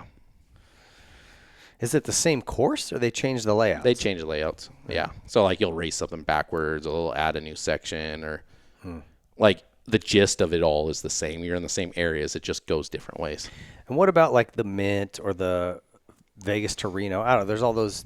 Are those just one-offs, different promoters? Those are best in the desert for a while. And then now they're kind of like different promoters. And honestly, it's kind of confusing. Okay. They're trying to rein that back in. And there was like 3 different promoters the last couple of years. And Best in the Desert's trying to get it back together, and the Martell brothers, they're trying to get it going again too. Yeah, it's all been a little confusing to me, so I'm glad to hear you say it's a little confusing. No, it's definitely confusing. I don't know what's happening. Yeah, it's definitely confusing. Like I said, that's like the one form of racing. I respect the hell of it, but I'm like, I almost am not interested because I don't want to see. It just seems really sketchy to me. Yeah, you know what I mean? Yeah, no, it is. I mean, you have to just get the experience and learn it, and it's just like doing Supercross, right? Like I Supercross guess, is sketchy too, like jumping all those rhythms, going across whoops, but you just have to put time in and learn it. Yeah, and be patient. Johnny talked a lot about reading the terrain and looking for dust coming up and little things. I was like, I wouldn't have thought of that. You know, there is definitely a skill to reading it and making it as safe as you can make it. Yep, for sure. But at the end of the day, if a horse comes out, if a police car turns in front of you, that's the thing that I hate. That's what I hate about non-track, like closed course stuff, because you know. Yeah. And I guess it does happen in moto. Your bike can fail. Somebody can cross in front of you. I guess what we do is just dangerous. But I don't know. It's just a different. Our dangerous is like you get broken up. Yeah. That dangerous is like you get killed. Yeah. You know? And that's like. You just have to be super aware. Like, you don't go down there and try to be fast right away. You take your time, get experience, and learn. Because, they're, like Johnny was talking about, how to read a terrain, looking for dust. You don't trust a shadow because you don't know if there's a rock inside there. Like, there's just a lot of different rules that you kind of develop by doing it. Mm-hmm. And don't trust a crowd. If there's a bunch of people around, like, start being aware. Like, you know, just and always expect something around every corner. Blind corner, be ready. Like, every time I go into a blind corner in Baja, I'm like hugging the inside and know I have like an out. Like, okay, get the hell out of here, right? Yeah. Like, so it's always just kind of being. You can't get locked in like you do on a racing motocross, where you're just all out and you're just focusing on that track, trying to go the fastest you can. Like, you're going the fastest you can with also having a plan B in case something's coming, and always being aware of like. Yeah, you're thinking a bit more, I think. It's kind of like, I would imagine it's like riding a street bike. Like, when I'm riding on the road, I'm constantly going, okay, who's going to make a bad move here? Somebody. Yes. And then how do I... Always scanning. Yeah, I stay in a lane where I've got an exit, you know, a way out. Yeah. I mean, I get it. It's just... It's a lot. It's a lot. Yeah. Okay, so 15. Same Ox team? Yeah, Ox went the next year. We almost won every race that year in Baja. We had a really good year, Colton and I, and then we won the 1,000, we won the 250, 500. I think we got beat at maybe the 400 or something like that. And then we kind of honed back in on what we were doing. We didn't do as much racing in the States. Like, Hare and Hounds were out, all that. And that was actually the year that we finally got Honda support. We got... Yeah, I was going to say, you go and win all 3, that goes a long way towards bringing some money in. Yeah. So it kind of, we had a super cool deal with MSR at the time too. They were like, that was when they split Answer and MSR, and MSR was just off-road and Answer was the motocross side. Yep. And so like, we got to be like the face of MSR and like part of the development of all of it. And like, they got to really push their off-road brand. So it was kind of perfect. And I was with MSR already at that point for 5 years probably. So I had a great relationship with all those guys, and it was kind of cool to be in that position. And like, we really helped grow MSR in the off-road world, bring like the Malcolm Smith side back to it. And so that was pretty cool in 15. And then we ended up getting the Honda support right at the end of the year. We were able to get 2 bikes and the parts to build them for the 24-hour and the 1,000. So like we made it through the year, and then we got some bikes and parts from them to go race in a bonus structure. And then, yeah, it kind of just, that's where it kind of all started going from there. So what year did you found SLR? So we raced 2 more years. We raced 16. That's when Monster came in on board. So we had Honda and Monster and Baja. And then into 16, Colton got hurt. And so then we raced 17. And then at the end of 17 is when we split the team up. Then I started SLR. And did he just not want to be involved anymore? Or you were like, you're not racing, I kind of want to just do my own thing? No, he jacked himself up really bad at Glen Helen. He hurt his back pretty bad, like honestly really close to being paralyzed. Like had like phantom pains in his legs and his ankles, and it took, I mean, he's still pretty jacked up from it. He's done really well with the situation that he had. So like he was in a pretty bad spot. Oh, wow, I didn't know that. I didn't know he got messed up. Yeah, he was jacked up bad. He's back at home living there for, I want to say it was like 6 months. Dang. Like to get back on his feet and everything. Yeah. Okay. So he was pretty jacked up, and that's when I brought Zach Bell in to race that year. So he went and raced the Grand Prix, and we did that stuff because Colton's bikes were ready. It's just him and me and Colton on the team really. And then we had Justin Jones too, Gary Jones' son. So yeah, he was just kind of, he was pretty jacked up, and he needed some time, and he didn't really want to be partners anymore. He wanted to, I don't think he knew what he wanted to do. Yeah. So, and I wanted to keep racing. Yeah. Fair enough. But no bad blood, you guys? No. Yeah. Okay. So keep going. Take me through like 17, 18, through the off-road stuff until it kind of changed. So 17, we finished that year out. We almost won the 1,000. I call it 7.5 time Baja 1,000 winner. That's the halftime. Oh, I think I know this story. Keep going. So we had the 1,000. It was a peninsula run, so it was a long race.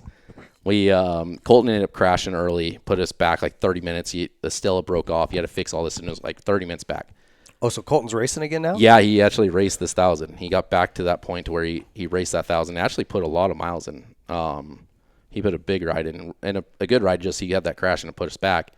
And then I got on the bike, and I actually made a lot of time up. I got the lead back down to, we were 8 minutes back with 350 miles to go. So like went from 30 minutes to 8 minutes back, and so like we're like, shit, we're in fighting territory. Like 8 minutes is a lot, but it's not that much. So we I rode my section, handed the bike over. Actually, Penhall raced with us, Ryan. He did his section, and then Ian Young, which is Colton's younger brother, got on the bike for the end. And we were still, it was like 10 minutes back, and it was like, I didn't think we were going to get it, right? And then the bike in front of us ended up having transmission issues, which was Justin Morgan on the bike. I was racing against him, and he had transmission issues and light issues, and Ian was able to reel him in and make the pass and brought it into the finish line. So like after 1,200 miles of racing, we passed with 50 miles to go into the lead, and they're all fired up, and Ian did a wheelie. He crossed the finish line, the checker flag, and then there's like a podium, and he did a wheelie and went a little too deep and put the front wheel in at the ramp, and it was like 1 a.m, so it was right next to the ocean, so it was all dewy. Oh. And it just went whoosh, and that bike it's like a semi trailer with 2 ramps. The bike flew up it and flew like over the top of the thing, and the crowd was up here, like all the monster girls and all that stuff. Bike just goes barreling through them, and people are jumping off the stage, and it was I guess it was quite the scene. I wasn't there yet, but so we got penalized a position for that, so they took the win away from us. Shut up. Yeah, like we already crossed the finish line. What do you mean? But yeah, so that sucked.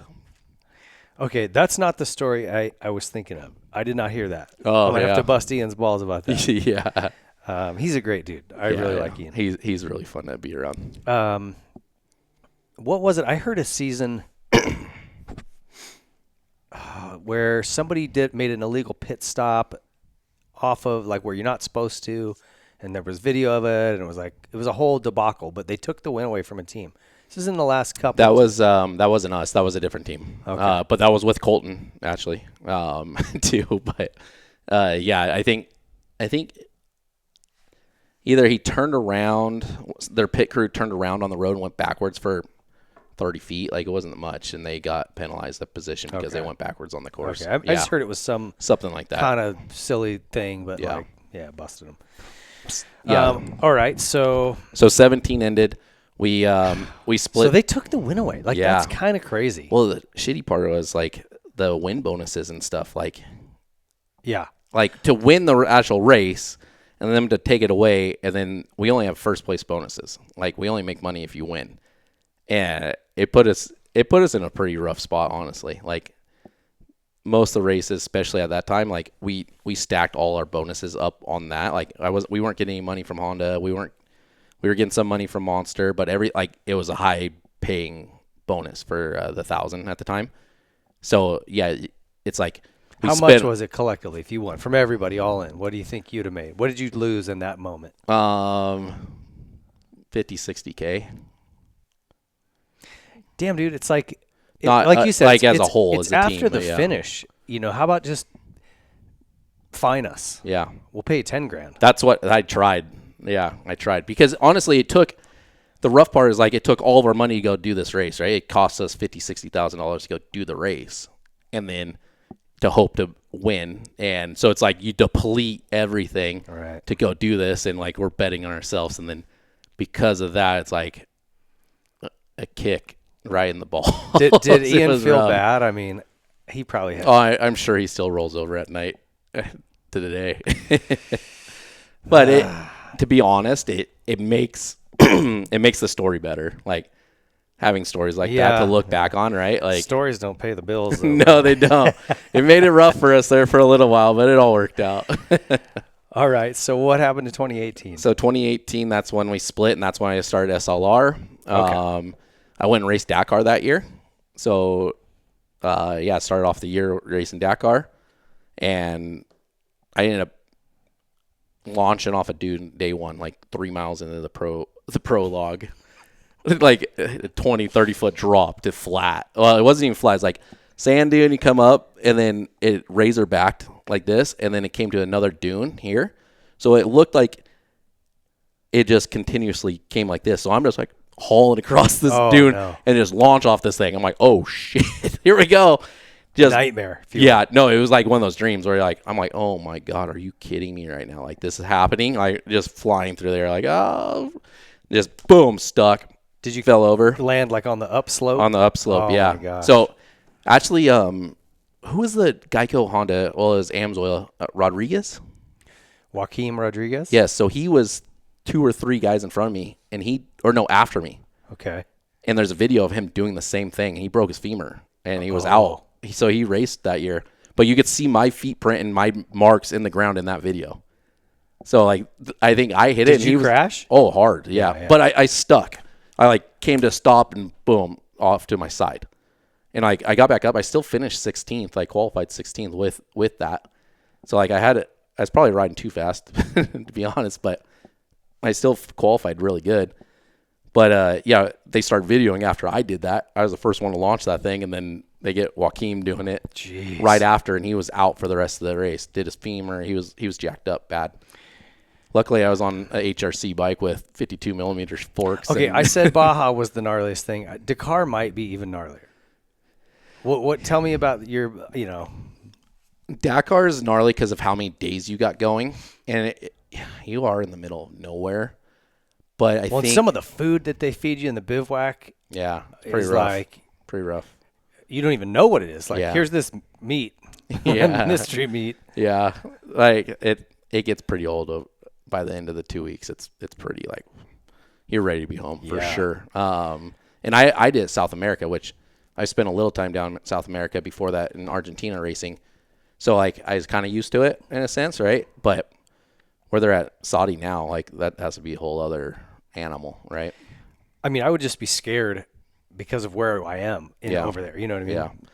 And but comparison, like danger wise or scary wise, Baja, I feel like you have higher speeds Really? on rougher terrain, way rougher Does terrain. that bike, though, like I look at, the bikes they're racing with, all of the map reading equipment and just all the stuff. Yeah. And I know it's carbon and those race bikes are pretty trick, but it just feels like it would be big old bike, so yeah. heavy and top heavy. Yeah. All the fuel. Yeah, especially for you. Yeah.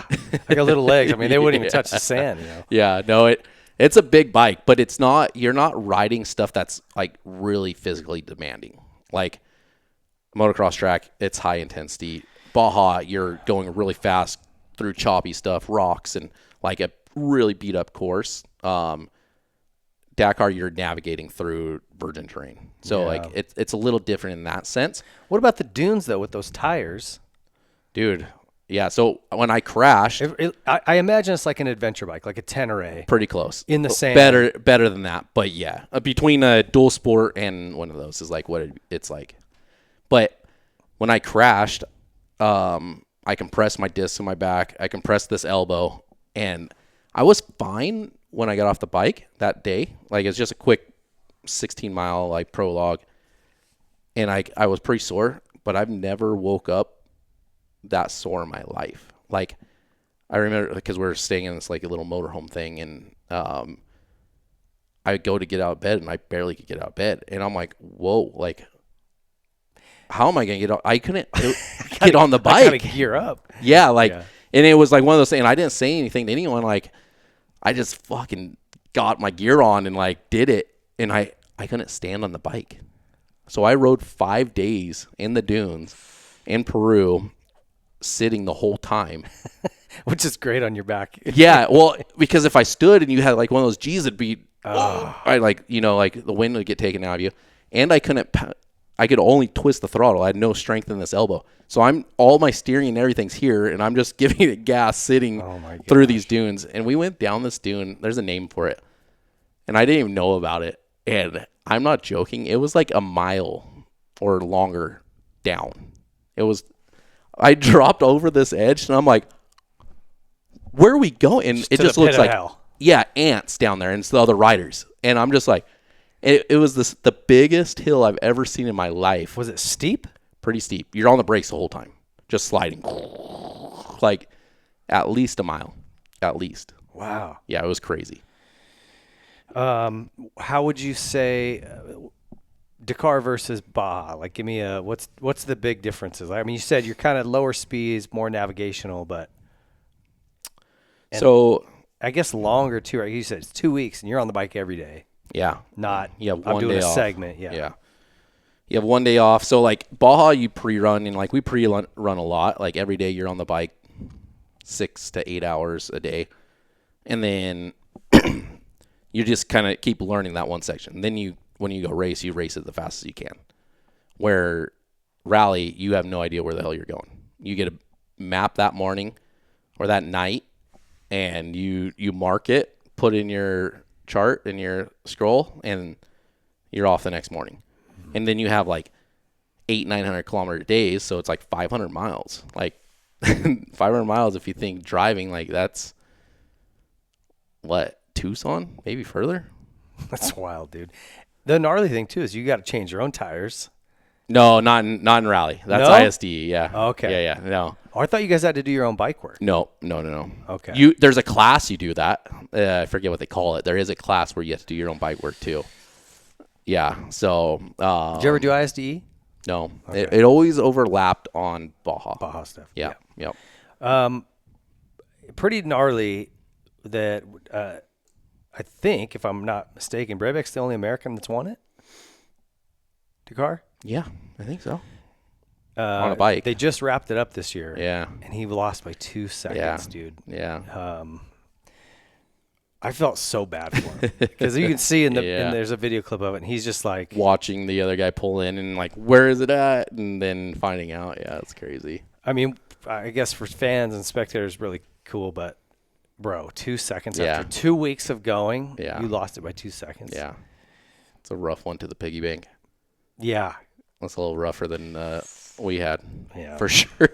He's gnarly though, dude. I mean, Yeah. He clearly is good at that stuff. No, it's cool to look back. Like I was saying, like one of my first Baja races was with him, seeing what he did with his career, being around Aaron from junior high, Gwen to now, like, and seeing him take his path from dirt bikes to being one of the best in the world in downhill mountain biking, and then Dean, like, it's crazy where this sport, like me growing up, like to look back on, it's like it's really cool, and like it's not very often that happens in many sports, I don't think. So it's a pretty special thing. I like to, I mean, from this seat, I get to watch all you guys' careers kind of intersect. Like, you were talking about Timmy Wiegand at that Baja.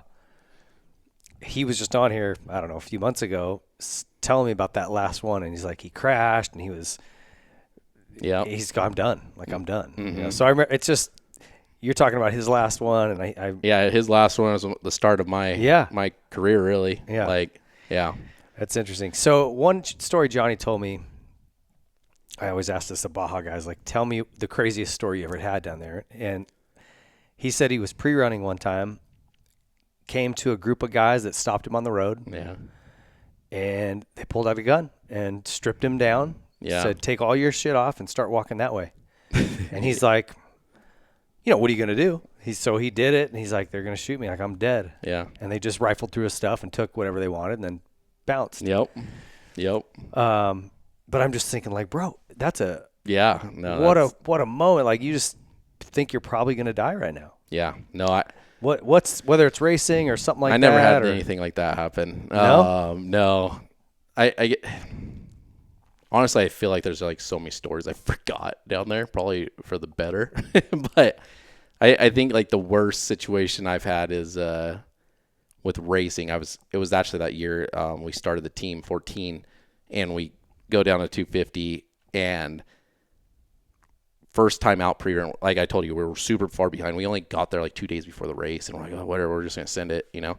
And I go to ride my section, which it went over the summit, which if you know Baja, like it's in the middle of nowhere. It's like between Ensenada and San Felipe, and it's this big summit. It's like big rocky, and it drops down like this gnarly like rock summit down into the low desert to zero. So I do that, and then I get onto this. I was looking at where our pit was going to be, and I was like making a mark and blah, blah, blah. And then I drop in and go, there's like sand whoops. So you drop into a wash, and then there's sand whoops, and you crawl back out of it. And I hit the first whoop, hit the second whoop, and clipped a rock, and didn't even see the rock in the ground. And I'm just into. And I remember being like over the bars, like, ah, shit. And like kind of ditching it and like thinking I'm fine, you know. And then I go to get up, and then I realized I snapped my humerus straight through, and the thing's just dangling there. And I'm like, oh, no, this is not good. Like, what am I going to do? Because it's like the pre-running slowing down. Not a lot of people are coming. I knew I passed two buggies. So I'm like, well, at least I have them coming. But I just passed them. So I tried getting up out of that wash. So I stood up, and I'm like, okay. And have you ever broke humerus? No, I haven't broke humerus, but I broke radius and ulna where they were. I picked my arm up, and it just tacoed down, and it's like, dude, how crazy is that? Just seeing your body bend in a way it's not supposed to bend. Mentally, you're like, oh. Well, then you're trying to counter-react it, right? You're like trying to stop it from doing that. So like the upper part's like moving, and this is just dangling, and you're like, oh my gosh, what's going on? You have to like tell your mind like, stop, okay, yeah, like, calm down. Yeah, okay, like, and what I ended up doing is I got up, I reached down, and my arm's just dangling. I reached down, pick my bike up, get it to my hip, and I'm like, okay. So I'm like, okay, I need to try to get my hand in my pants to hold it from moving. So I tucked my hand down in my pants. Shut up. Yeah, I'm like trying to relax this. I'm like, okay, and I'm 60 miles from anywhere, from San Felipe anywhere. So I'm like, I'm out in the middle of nowhere, like the worst spot that it could have happened. I'm like, okay, I just got to figure out how to get back. So I like shove my hand down my pants, throw my leg over, and I'm like, okay. I'm looking like, and I'm sideways. So I'm like, okay, I'm going to ride out into the desert and get back onto the course. And so I go to start the bike, and it won't start. I'm like, oh shit. It has a clutch switch. Oh, so you have to pull the clutch in for it to start. I'm like, so I ended up hammering down my clutch and then picking it up with my knee and then firing it. And I'm like, okay, so then I get it fired up and I just dump it into gear. And then that that just like taking off my hand falls out. No. And it's just dangling. It's just going crazy. And I'm just trying to get back out of this wash. Like, and I start just going ghost white and blacking out. Like I'm about to faint. I'm like, this thing's just flopping over here. I'm just like, you just hear the bones. It was brutal. And I made it back to the trail. And I'm like, okay. And I just sat there and I got my arm back up and I just closed my eyes and started breathing. I'm like, oh my gosh, what am I going to do right here, right? And then I see that buggy coming, so I stop them. And they're locals. They're racing, but they're locals, so I didn't speak any Spanish. They don't speak any English. And I'm like, arm broken. I need it. I'm pointing at their car. And I was like, asking, like, can any of you guys ride this? Like, and then one guy's like, yeah, I could ride, you know. I'm like, all right. So you don't realize how hard it is. It's like a rail car, you know? So, like, without having an arm, trying to crawl into a rail car, how hard it is. And I'm like, so this thing's dangling. I'm, like, trying to get in this rail car. The thing's, like, getting stuck behind me. And I'm like, this is horrible. So I ended up getting in there. We start going. And every bump just killing. Yeah, just brutal. So we make it, like, 30 miles. And I could see across the valley to where I need to get. And we're sitting there, and the guy on the bike disappears. I'm like, oh, crap, where's he at? So a pre-runner guy comes by on a bike, and we, like, stop him. Like, hey, you see the guy on a bike back there? He's like, yeah, he's smoked. And he's, like, 10 miles back. He says you guys got to come get him.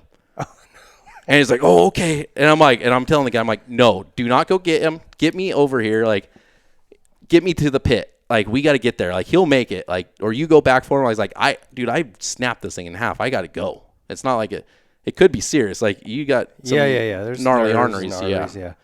And then so he goes to start the rail, and it doesn't start. And he's like, the fuel pump goes out.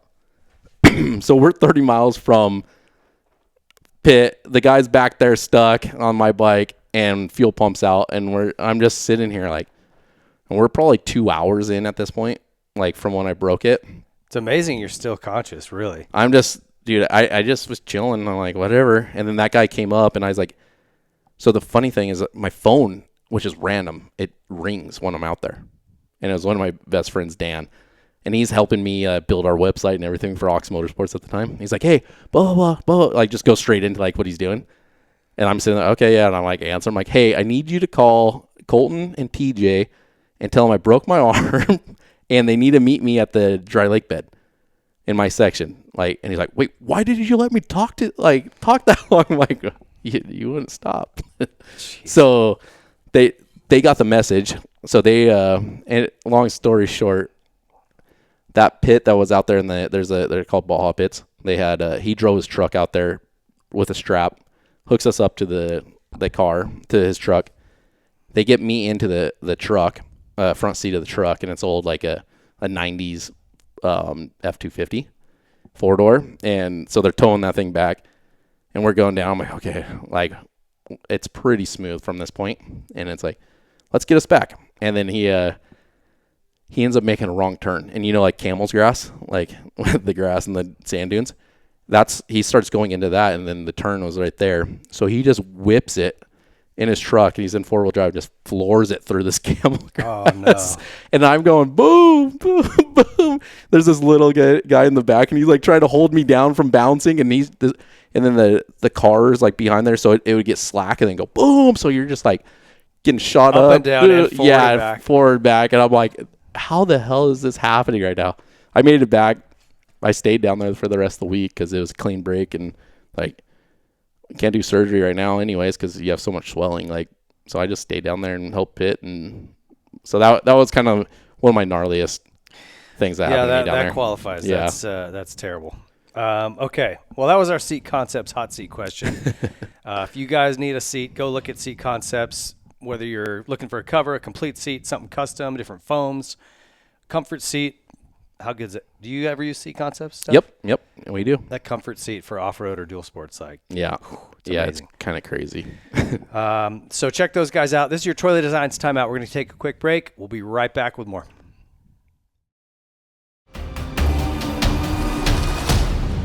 Dedication to progression to the future of the sport.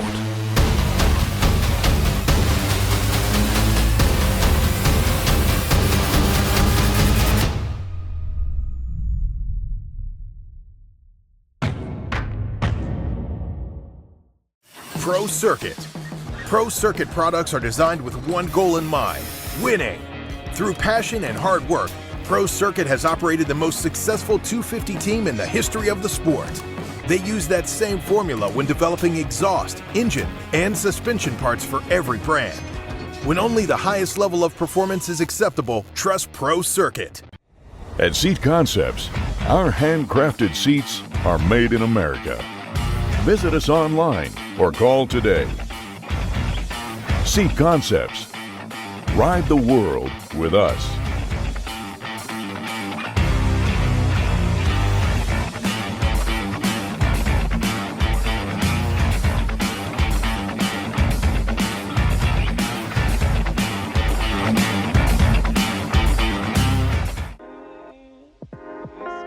Something from nothing. That's what Nihilo Concepts is about. It starts with a spark, an idea, a concept, which leads to a design, and finishes with engineered excellence with the highest quality products created with durability in mind. All our products are made in the USA at our state-of-the-art facility in Stuart, Florida. Whether you are a weekend warrior, ride for fun, or at the highest level of competition, Nihilo Concepts offers innovative titanium, aluminum, and carbon fiber parts for your dirt bike. We offer a wide variety of products that you can customize to your liking. Browse our site for foot pegs, brake tips, engine components, specialty tools, frame grip tape, lever grips, carbon fiber components, motor stands, our secondary on-switch, plus much more. Head to NihiloConcepts.com and see for yourself why factory teams like Red Bull KTM, Rockstar Husqvarna, Troy Lee Designs Gas, Orange Brigade, Club MX, KLM Gas, and some of the fastest riders in the world choose Nihilo Concepts. The inspiration for Element, interestingly, was from working with my coaches. I sat down with those guys. I'm like, hey, here's what I'm doing. What should I do? And they looked at everything and they were like, you need more electrolytes, specifically sodium. And like most people do when they have a coach, I ignored what their advice was. I'm kind of like, well, I salt my food, I'm probably good. And it took me at least a year to finally listen to these guys and do what they asked me to do. And it was just a switch flip. It was just so obvious that this was the critical missing piece to the story. And it's ironic that this salt piece was like the linchpin, the keystone to making all the rest of that work.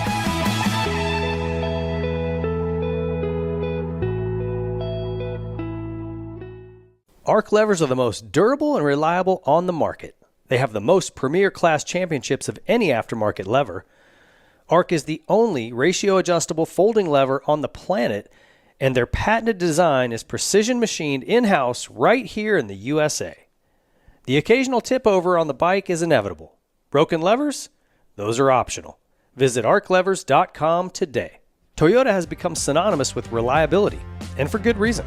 Toyota vehicles are consistently rated #1 by Consumer Reports and in customer satisfaction. Partner that with a dealership that wholeheartedly supports the motocross community, and it's crystal clear where you should buy your next car or truck, Toyota of Redlands. As a major partner of the BarX Yamaha racing team, as well as personal sponsor of many factory racers and a premier partner of the Whiskey Throttle Show, Toyota of Redlands is heavily invested in Moto. Check out all the new and used Tundras, Tacomas, and other vehicles at Toyota of Redlands today. Reliability, performance, and customer service. Get it all at Toyota of Redlands. Need to replace something on your bike that's worn out? Look no further than ProX. These guys aim to make everything OEM quality or better at an affordable price. And they've also got some new products coming. So right now, chains, sprockets, anything inside the engine internally, if it wears out, ProX makes it, and they make it at a quality level that's OEM or better.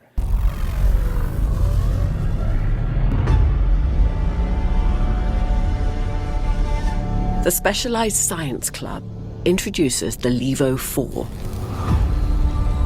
an electric mountain bike so advanced it borders on sorcery.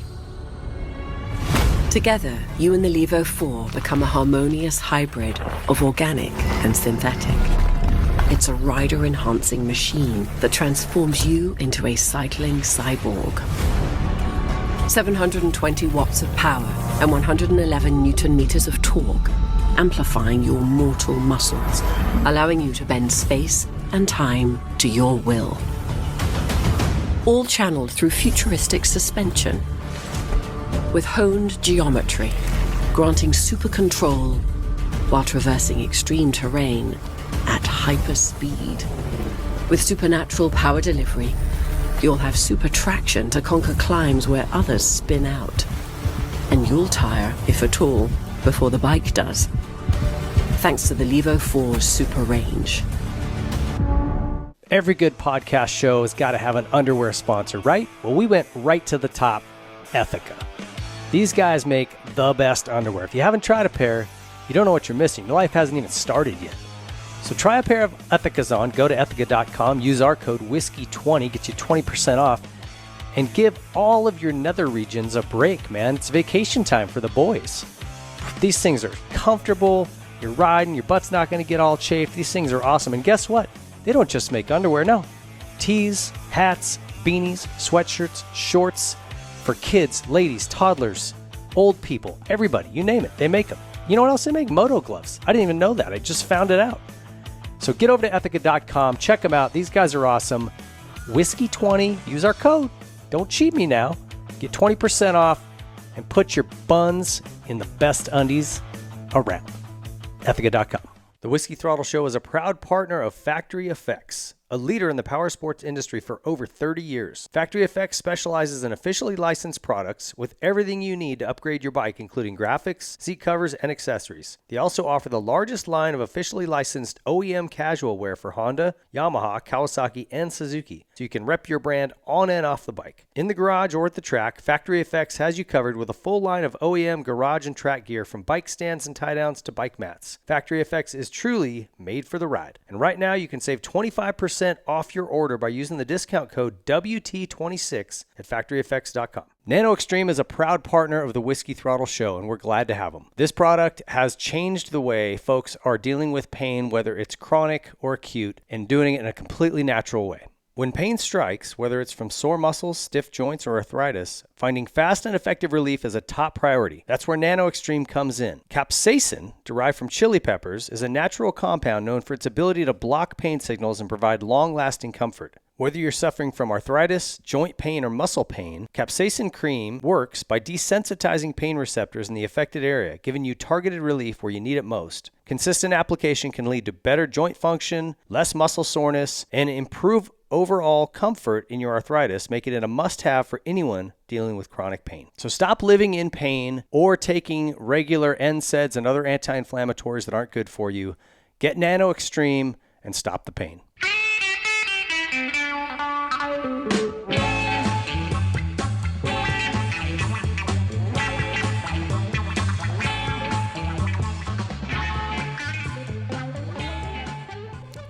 All right, welcome back. That was your Troy Lee Designs timeout. Get over to Troy Lee's website over there or follow them on Instagram. They got all new gear out. They're launching really cool stuff with the Ducati guys. And the SC5 helmet pretty much saved Justin Barsh's life. I think, like we were talking about, one of the biggest improvements in safety gear is helmets. And the new SC5, the carbon stuff is crazy. So check those guys out. But they got all kinds of different, from the carbon to the polyacrylite to the kind of a blend of the two. Anything you want, all kinds of designs. So check out TroyLeeDesigns.com. Okay, so the SLR team gets started. You start just in off-road. How does that evolve? And at what point did you kind of step back as a racer and focus more on, okay, I want to be like owner-manager and see where I can take this thing? When did that all happen? So I started SLR. I did 5 years down in Baja. Racing myself. Starting 18, so through 22 or 22, 30. Yeah. 23 was my last year I raced down there. But I did, me and Justin Morgan teamed up from that point, and then we actually went 5 years undefeated down in Baja. So that was pretty cool. So when you win, you're 7-time champion down there. So does that that means the 1,000 or the 500 or the 250 or the 400? So I've won the 1,000 7 times. Got it. And then I've won the championship, I think 7 times also. It's kind of one of those things I just count the thousands, but I'm pretty sure I've won 7 500s and 6 or 7. Did I 6 7 you? You just 6 7 me. 250s. So, but I just the big race is the 1,000 to win, right? Well, yeah, because you'll hear people say, "Oh, I won my class." Yeah. Yeah, there's so many different classes, this and that. So like I've won the overall bike class 7 times personally, 2 times with Colton, 5 times with Justin Morgan, and then my team's won it 9 or 10 times now, without 2 times without me racing. No, 3 times without me racing because I broke my femurs, so that took me out of racing that year. Yeah, when was that? That was 2019. Yeah, 2019. And how'd you do that? Just clipped my foot at Glen Helen. I was motoing. Yeah, you know the hip jump? Yeah. That's been there and taken a lot of people out. They had it built up really big. I actually was like feeling really good. The funny part is Michael Lessie was there and I was tracking him down. I was feeling good. I was riding good. And I was training with BJ Burns and he's like, keep going, like, because he got out there late and I already put like 15 minutes in and I was kind of dragging my tongue. I was scrubbing that jump pretty hard and I caught my foot and it was really steep. And so it scrubbed off and I'm like flying through the air and I ended up bailing right at the last minute, but I hit the landing like this. And then I just went boom, boom, boom, boom, boom, boom, boom, boom, boom, boom, boom, down all the way down the hill. And both of them got snapped in that. Yeah, it was brutal. Did the bike hit you or how did it, you think it snapped right when you caught him or how do you think it? I think it was from when I hit. I think I landed on the bike, but I don't think I ever tangled with. I literally remember every flip. Like I remember seeing dark sky, dark sky, dark sky, and I remember the last 2 times. Like, when am I gonna fucking stop? Like like Jesus, stop. Yeah. Do you race much anymore?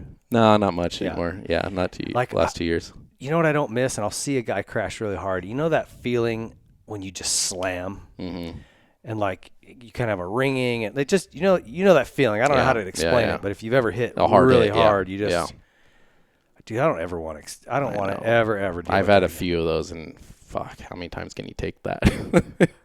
I don't know, dude. I just still love racing, but I really get a kick out of doing the management and owning side of it and working with the kids and the riders and everything now. So like I get my fix from that nowadays. So so I raced 5 years with the team and I dabbled in it a little bit after that the last 2 years. So 23 was when I had my one rider Cade Walker have the big injury down in Baja. That was a gnarly situation. That was my first or my last race that I raced down there.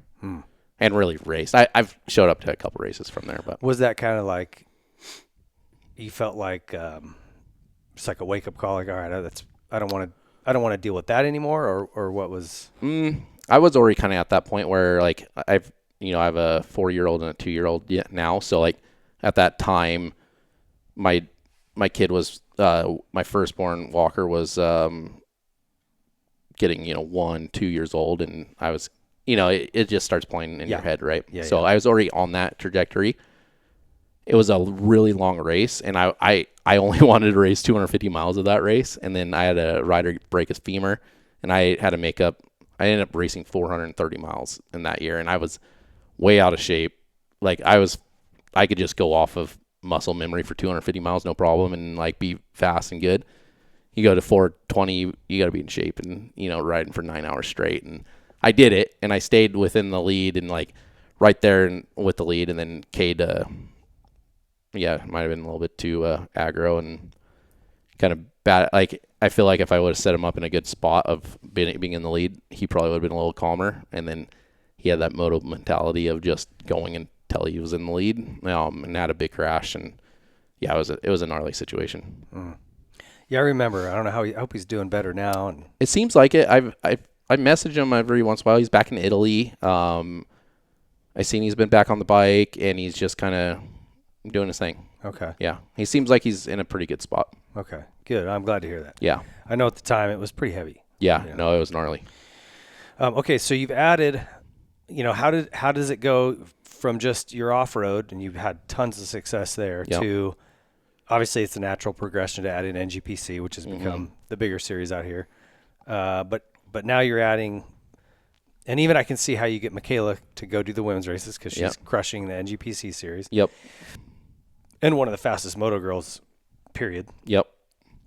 But how do you add in futures and now some pro guys? Like, you just keep kind of So, like my background being amateurs through that, that was kind of my gig for a while. And Honda, when Geico kind of went away, they didn't really have an amateur program. And then they started asking if I wanted to go do trackside support stuff. So going to the races and helping anyone. I was like, yeah, that sounds fun. Like, we always went to Mammoth. Haven't been to Loretta's for 12 years, 13 years, whatever it was. And I'm like, I'd love to go back to Loretta's and check that out and just be a part of that. So we did that. And then Cole Martinez was on the team at the time. And he's like, I want to go race Loretta's since we were going. So I'm like, oh, sweet, let's do it. So it was like a super fun thing that got us into going and racing Loretta's. And he won that year. He won the Pro Sport and the 25 plus. Yeah. And like battled till the end for it. And like, it was fun. It was super fun for us. And it is a big surprise, for everyone. And so it was like, that was kind of our toe back into the sport. Have you had conversations with Honda? Because I guess I didn't really think about this, but they don't have a support team anymore. No, I'm pretty much their only one that. So like they did some stuff with Phoenix. Phoenix really started focusing on the pro side. The last 3 years, I've been their support for all their amateur stuff. So like I kind of had a big team with Parker Ross and Jackson Pascal and Nico Izzy and those kids, or not Nico Izzy, that's my era. Nico Israel. Yeah, Nico Israel.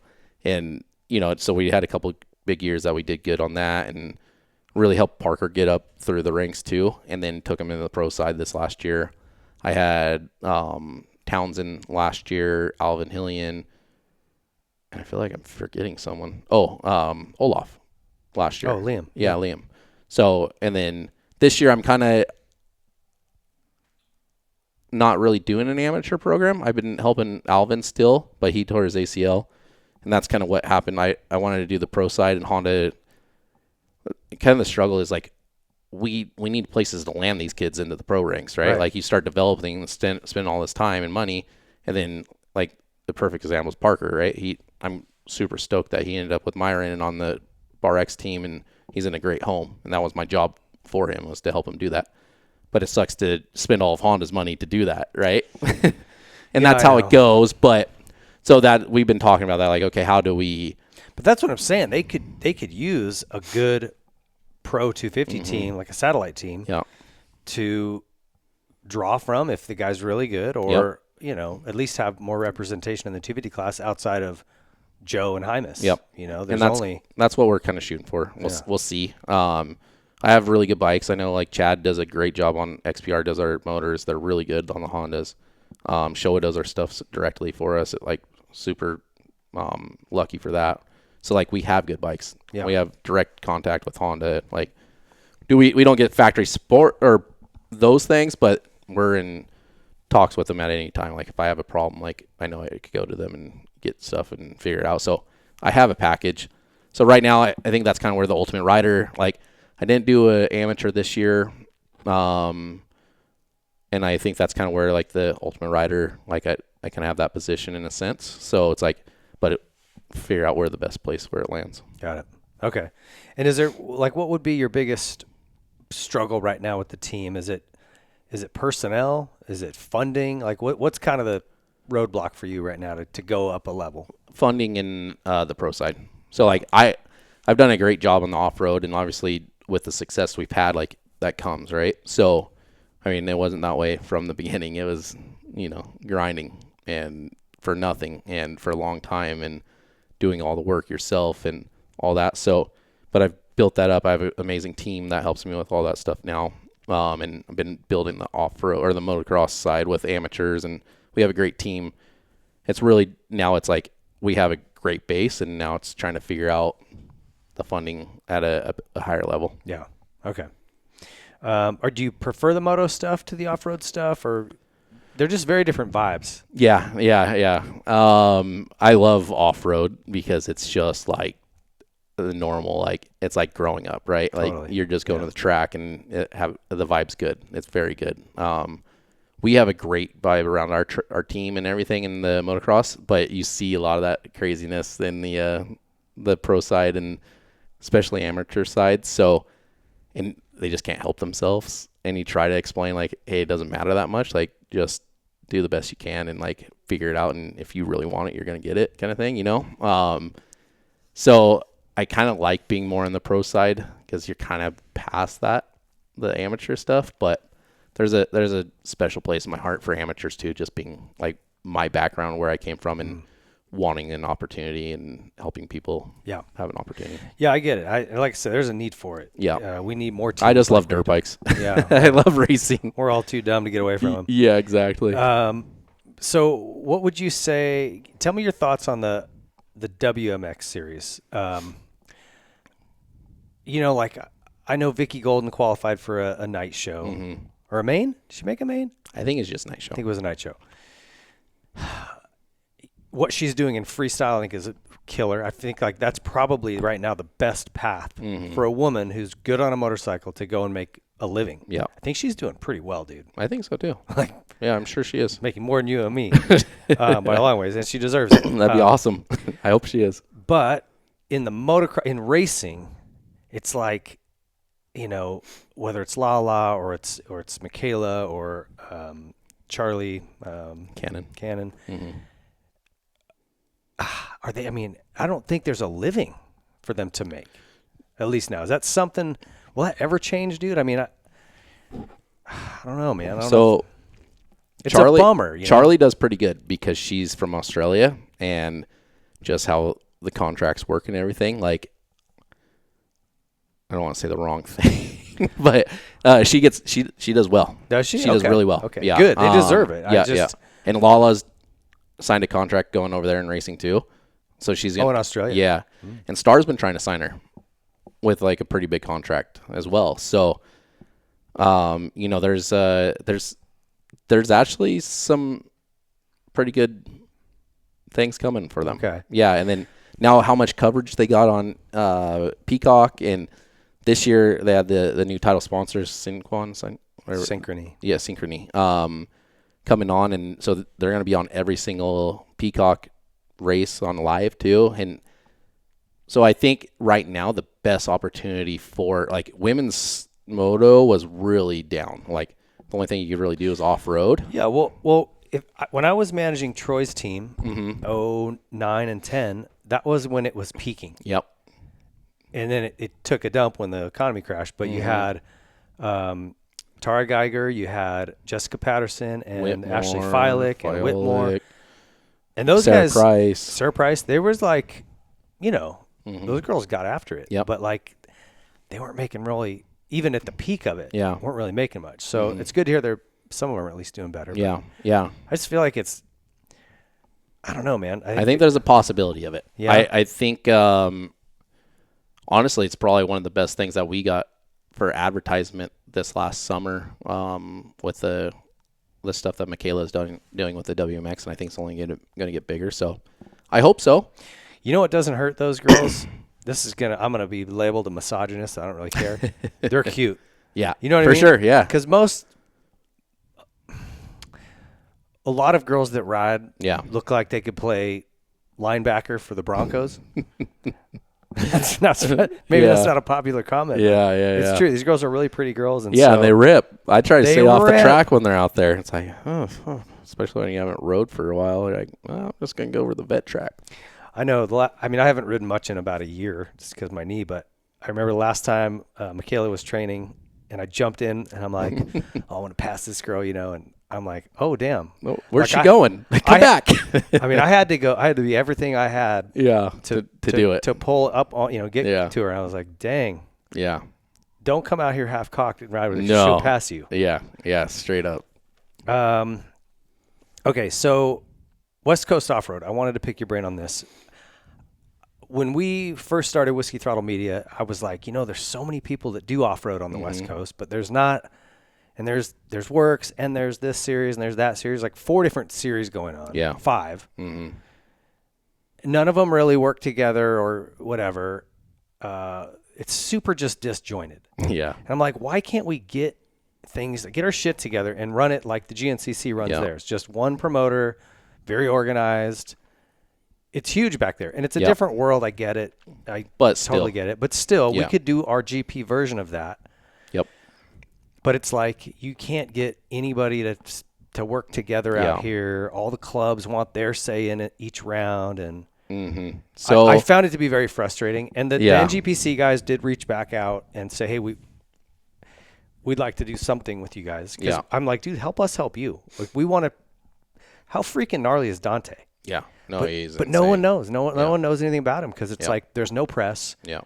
Yeah. That guy's gnarly. And he makes probably more money than most of the guys racing Supercross. Not the top guys, but anyone outside of top 5 probably. You think so? I don't know what he's making. Yeah. But probably. He does good. I know that. And he's an awesome dude. Like him and his brother, it's a really cool dynamic there, like. But he's a beast, man. He gets beat. He ain't beating him 2 times in a row. No, and look, I think he raced Fox. Wasn't last year? It was the year before, maybe. But he was 11. Top 20, yeah, almost top 10, yeah. No, he's a badass. Just what is that? So my question is, what the hell do we have to do out here to bring some things are actually been happening. So there's a lot of things, like you said, the clubs and all that. The old mentality of like it's a new era now. Like things have changed, and it. As a good old boy, like we're just going racing, like show up. It's our weekend to go mark the course and fastest guy wins kind of thing, and like it doesn't matter about money. It doesn't matter about this, which is a beautiful thing. But now it's kind of evolved into something that it's way bigger than that now. Like you need to have a pro side. You need to have all your stuff in order. You have to have a professional, like bring professionalism into it. You have to have rules, all the stuff, right? Because there's money, like and manufacturers aren't going to spend money if you're a circus. Yeah, exactly. So that's been the hard part. It's like, okay, so you're kind of like morphing that, and you have a lot of old guys in clubs that they're like, no, F that. Blah, this blah, is blah. how we do This it. is how we done it for 30 years. Like, yeah, it's been 30 years. Well, here at the Butt Lickers MC, this is how we've always done it. Yeah, exactly. So, but that's been changing. I think the next couple of years there's going to be some changes that are going to be good. Me and Timmy Wiegand, we've been forcing our way into help, like making stuff happen, because me and Timmy are still very good friends. So it's kind of cool. It's cool to do what we do and still kind of get a bicker at each other and say, ha. But all we want is the sport to be as big as it can be and as good as it could be. And so we've been helping, and honestly, I don't know if did you see that Works and GPC are coming together and doing one round together? No. Yeah. In 26. Yep. Okay. Yep. No, I didn't know that, but that's great. So do you know Gary from RMX? Owns Mesquite, Delta, all those? Yeah, I do. I don't know him well. Okay. Know who he is. Awesome dude. Puts on awesome events. And so, like, NGBC needed some places, Works, like, everything's kind of been a mess. And he's really been helping, like, kind of piece those pieces together. And he put an event on up at his place up in Idaho this last year. And it was with the 2 groups up there and his race, the grassroots race. Okay, yeah, I know what you're talking about. Yeah, and the 2, I don't know what they're called, like Moran and I forget what they're called, but they all 3 came together and made one big Grand Prix together, and he had, I want to say it's 1,600 entries, just with them up there. So he had this big idea. So Works was kind of the first one that was open to like joining that, and so that was cool that happened, and then we were working on trying to figure out places, because there's a couple places that NGPC needed. And then Gary brought it up. He's like, I know this is crazy, but what if we talk to Works and NGPC about doing this all at the Dynamite Grand Prix is what he calls it, where now it's 5 series coming together. Wow. And trying to make the biggest West Coast off-road race there is, like by entries, by everything. So the Works pros and the NGPC pros race together. All of them race together. Yep.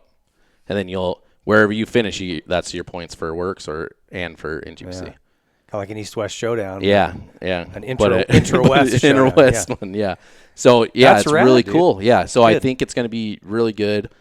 I think that's the stuff that we need in the sport to start growing it. So we'll see what happens in the next couple of years, but I think that's going to be big. I think we're going to have over 2,000 entries at that event. Well, you got to keep me posted on that because we want to go to that. Okay. When is that round? I think it's August.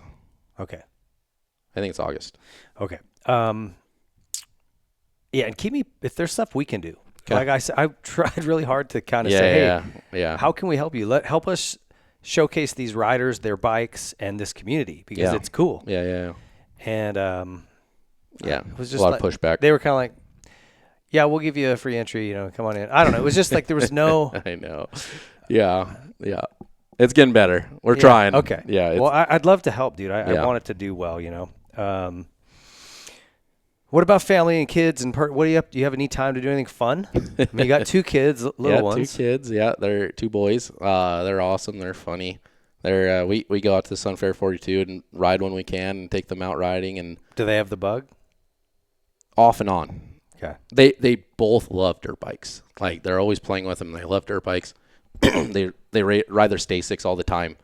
It's probably more I'm just gone and they forget about dirt bikes too much, really. So it's kind of sad, I guess, but that's all right. We like to go camping. We got a nice motorhome, and that's your guys' thing. That's kind of our thing right now, yeah. And we have my 2 brother-in-laws and their families, which we all have kids at the same age. So we have there's 8 kids total within 4 years of each other. So it's busy. Where do you guys go? We did Vail last year. We did Lake Hemet, Oceanside, down Mission. We went to Tucson, Mammoth. Okay. Yeah. Cool. Yeah. That's kind of your guys' jam, your family. That's family our thing stuff. right now, yeah. Tell me about this bar you got. You brought this thing in here. Mother Effer? What is it? No, not Effer, just Mother F. Mother F. This is a sample pack. Okay. So do I open this thing right now? You can. This is like a home cooked meal in a one bar. Yep. Okay, tell me about it. What's in it? Let's get your impression first. Looks like something that came out of the back end of a horse. Very oaty and grainy.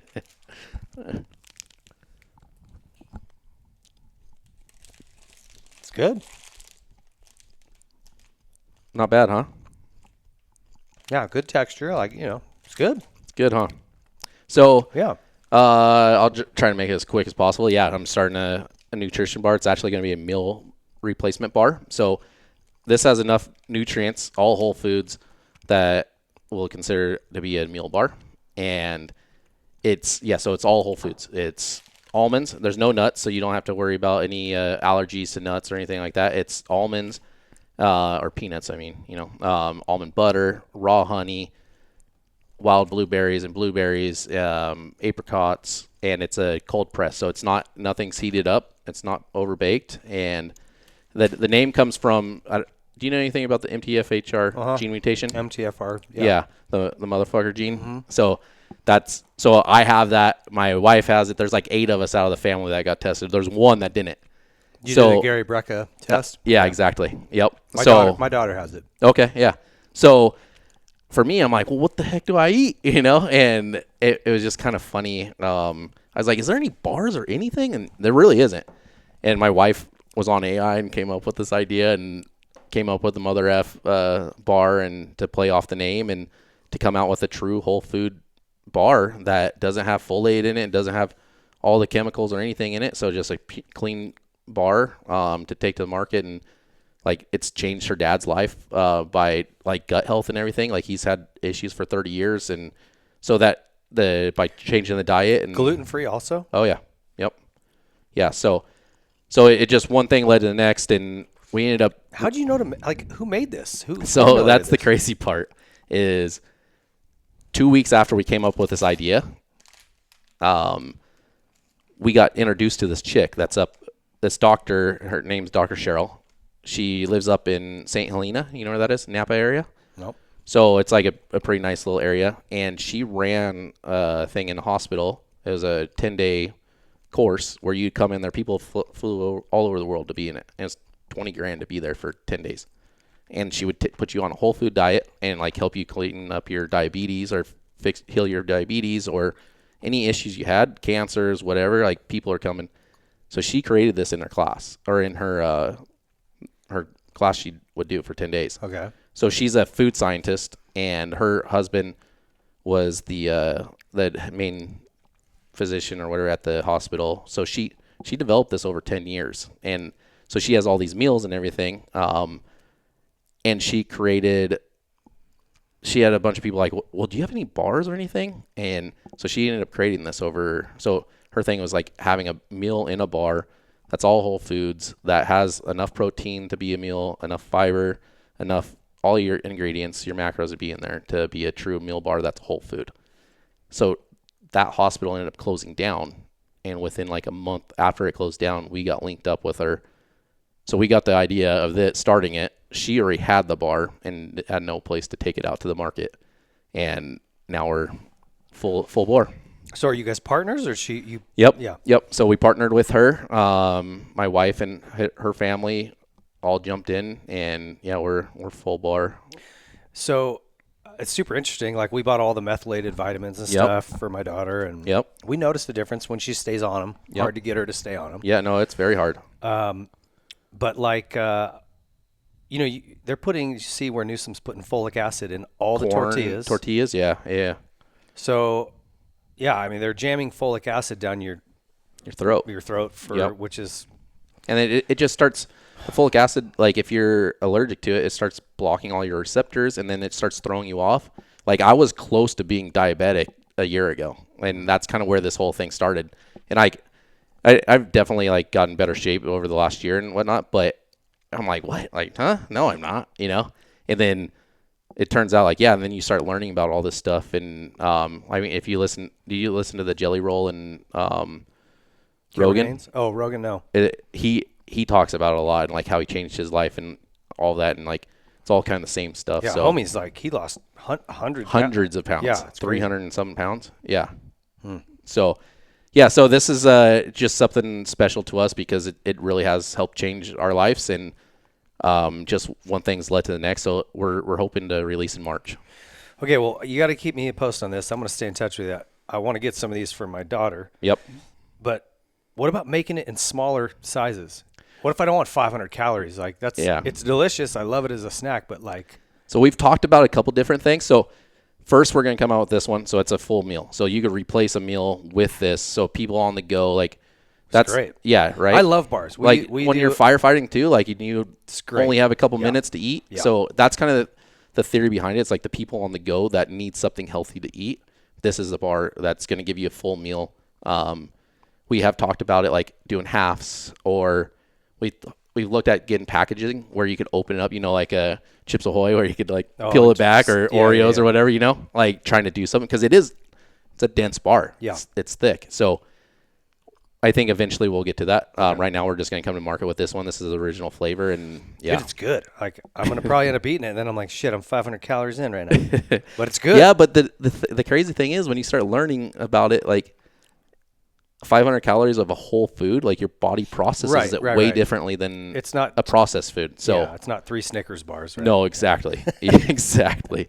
So no, it's something exciting. So hopefully some people get offended by the name, but really it's about it's science-based. It's science-based, and really it's like kind of F you to the food consumer that made all this food that's doing this to us, right? Oh, you mean that made the food pyramid that's actually upside down? Yeah, exactly. So all the stuff that's coming with RFK, like Junior, it's like it's kind of perfect timing, and I think it's gonna be awesome in our sport too. So that's rad, dude. Well, tell us how we can help and be involved, and give me a good deal on something. I'm gonna buy something. No, yeah. When I get March, we're planning on dropping it. That's our date, and yeah, it's gonna be full bore. We're gonna be heavily in the sport too, so we're gonna be marketing in the sport, and I love it.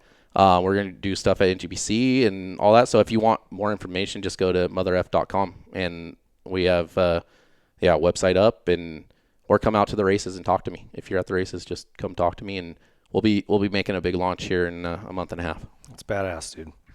Okay, well, what brings us to our rock form wrap up. Guys, if you need a phone case, phone cover, mounts for your bike, your handlebars, your car, this thing is dope. Locks right in right here. I'm so pumped on this company and their products. Couldn't be more stoked. So check out Rockform. Use our code WT26 for all of our partners to get a discount. Last question. What kind of impact do you want to make in the next 5 to 10 years in this sport? If you could just draw out your future, what would you love to see SLR doing? Same thing it's doing. Just keep growing and providing opportunities for people. That's what I wanted in my life in racing, and I was able to have that second chance of becoming a professional racer and a different side of it, of the off-road. And I really just keep doing what we're doing, and hopefully it keeps growing. That's awesome, man. I love what you're doing. I mean, you're helping so many people in so many different areas. Sorry, I'm chewing on your mark. But it's good, huh? It's super good. Yeah. You taste the blueberries, like it's really good. Yeah, it's not like one of those Kind bars or a Cliff bar where you're like, it's a real bar. It's cold pressed. It's awesome. And those have a ton of trash in them. I mean, there's only a couple I'll eat, and we eat a lot of bars because I'm always on the go. Going. Exactly. That's why I love it. I'll get you hooked up. I just want to say, dude, it's been really good to get to know you more. Yeah. And we bust Bruce's balls for being super flaky. Yeah. Sorry, Bruce, you are. Bruce, where are you? But we love you. But I'm glad it kind of connected us and got us to be better friends. For sure. I dig your story, and you're a stud, dude, and you're doing good things in the sport. Thank you for having me on. Yeah, thanks for being on. Thanks for taking the time. Stick around, guys. We'll be back to wrap up the show. Yamaha is the industry leader in two-wheeled fun and performance. Celebrating 50 years of YZ in 2024, the Blue Crew is still dominating shootouts and competitions. Yamaha, revs your heart. Troy Lee Designs is the leader in off-road motocross apparel and style. So whether you're looking for a cool new paint job for your helmet, maybe your name and number on your helmet lettered on, you're looking for new gear, you're looking for mountain bike gear, off-road gear. They've got the brand new Scout line and GP and SE models. Troy Lee Designs has it all. They've been leading this industry for decades, and they're going to continue to do it. Check out TroyLeeDesigns.com. The Whiskey Throttle Show is proud to be partnered with Factory Effects. These guys have been around the motocross industry for over 30 years, making really cool graphics, really high-quality materials with really excellent fitment on all the brands. So whether you guys have a motorcycle you want to dial in, or you need a new stand or some tie downs or whatever it is, Factory Effects has got you covered. And they've also got a bunch of officially licensed merchandise. So if you're a Yamaha guy, you can go over there and get some really cool Yamaha stuff. In fact, a lot of what you'll see me wearing here on the Whiskey Throttle Show is Factory Effects merchandise that's branded with Yamaha's logos. So check those guys out. Like I said, just a really cool company, and they've been around forever. These guys have been bleeding and sweating this sport for longer than a lot of people have been alive. So we're stoked to have them be a part of what we're doing, and they're giving us a really great deal for all of you guys, 25% off any order. All you got to do is use our discount code, which is WT26. So go to factoryeffects.com, spelled factory, EFFEX.com, and use that code WT26 to get 25% off. We're all about supporting brands that support our sport. And there's one tire company that has never walked away from the sport of motocross and supercross, and it's Dunlop.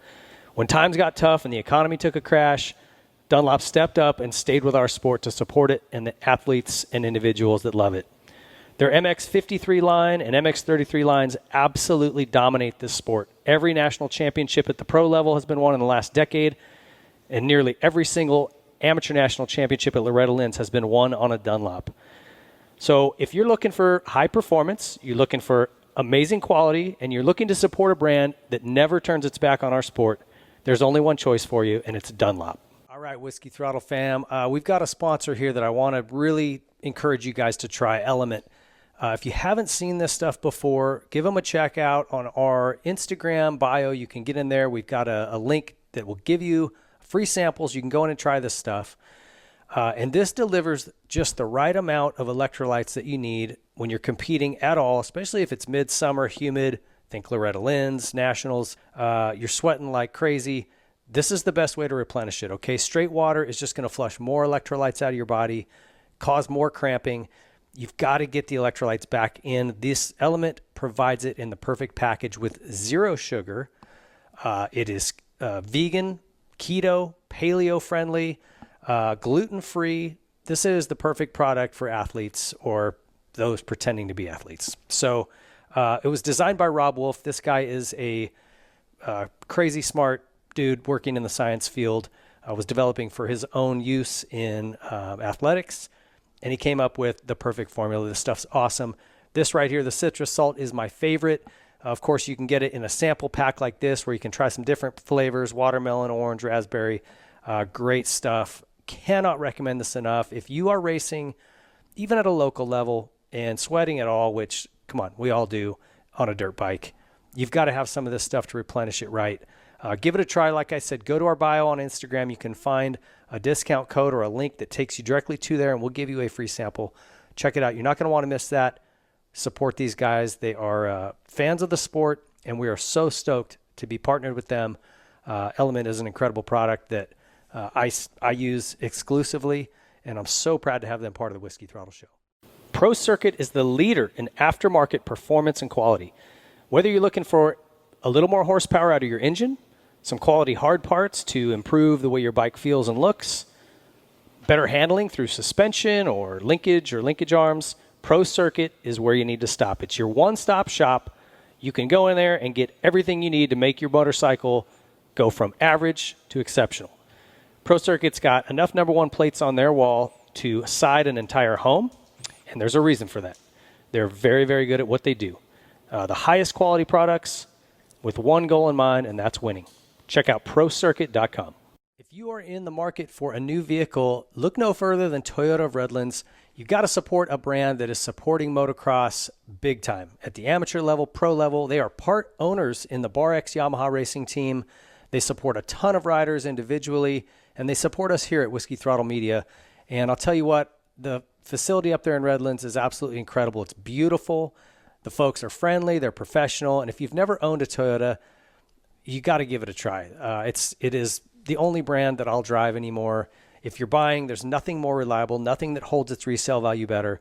And the folks at Toyota of Redlands are just they still remember what customer service is. I guess that's all I really need to say. Incredibly friendly, professional, and just talented staff up there. We're stoked to have them a part of the show.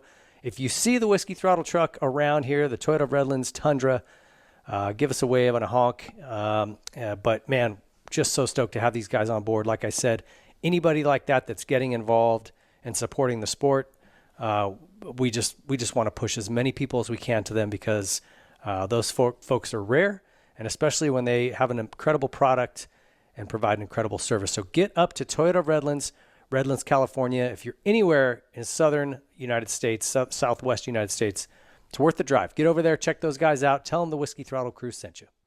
On-switch device, something that was much needed in this sport. They've been innovating and bringing new products to market.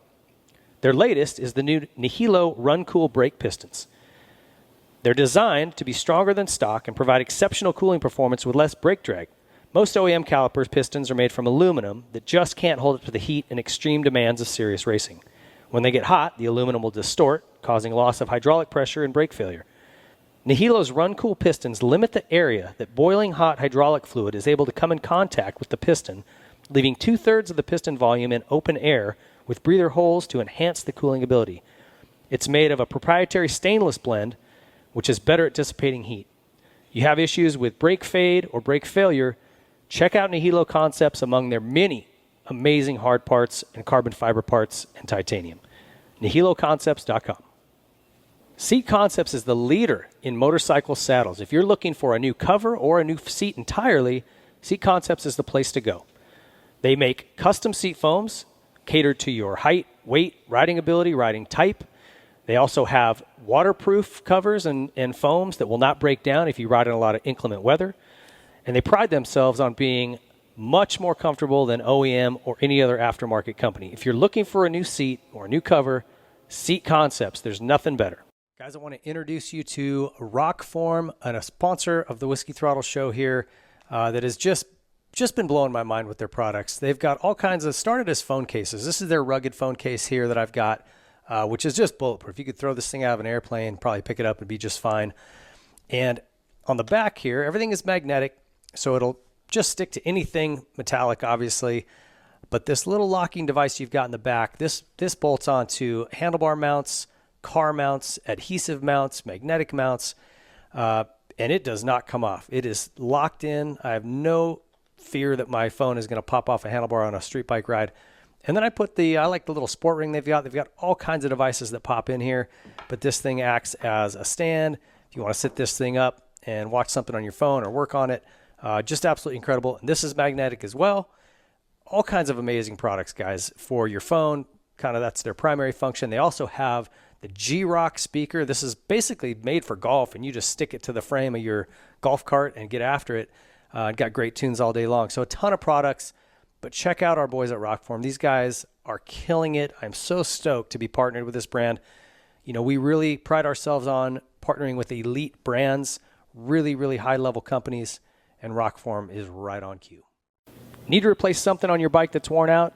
Look at elite brands, really, really high-level companies, and Rockform is right on cue. Need to replace something on your bike that's worn out? Look no further than ProX. These guys aim to make everything OEM quality or better at an affordable price. And they've also got some new products coming. So right now, chains, sprockets, anything inside the engine internally, air filters. If it wears out, ProX makes it, and they make it at a quality level that's OEM or better. And they've got some new things coming that are awesome. A complete engine rebuild kits for the Polaris RZR 800s. Need to replace something on your bike that's worn out? Look no further than ProX. These guys aim to make everything OEM quality or better at an affordable price. And they've also got some new products coming. So right now, chains, sprockets, anything inside the engine internally. If it wears out, ProX makes it, and they make it at a quality level that's OEM or better. All right, so you had a tip over in the garage or at the track and you broke your lever off. What are you going to do? Go to Arc Levers, guys. They're the only people you need to check out in this space. Arc Levers, everything manufactured right here in the United States to craftsman precision. The stuff is awesome. Whether you're looking for an entire clutch perch with maybe a bigger wheel, they make the wheel super easy to find and adjust. Or maybe you just want replacement levers. They do that as well. Anything you're after, they can change the throw, the feel, everything you want custom. They can make them feel different, look different colors. These guys are dialed, man. They've got all kinds of cool products. If you haven't been over to Arc Levers and seen what they've got, check them out. These guys are being run by Factory Honda. If they're good enough for Jet Lawrence, I think you and I can probably make them work. The Star Racing Yamaha team, a lot of factory riders running them for good reason. They're the best products in the business. Check out Arc Levers. The Whiskey Throttle Show is presented by Motosport.com. It doesn't matter if you like to pull a throttle cable on a dirt bike, street bike, side by side.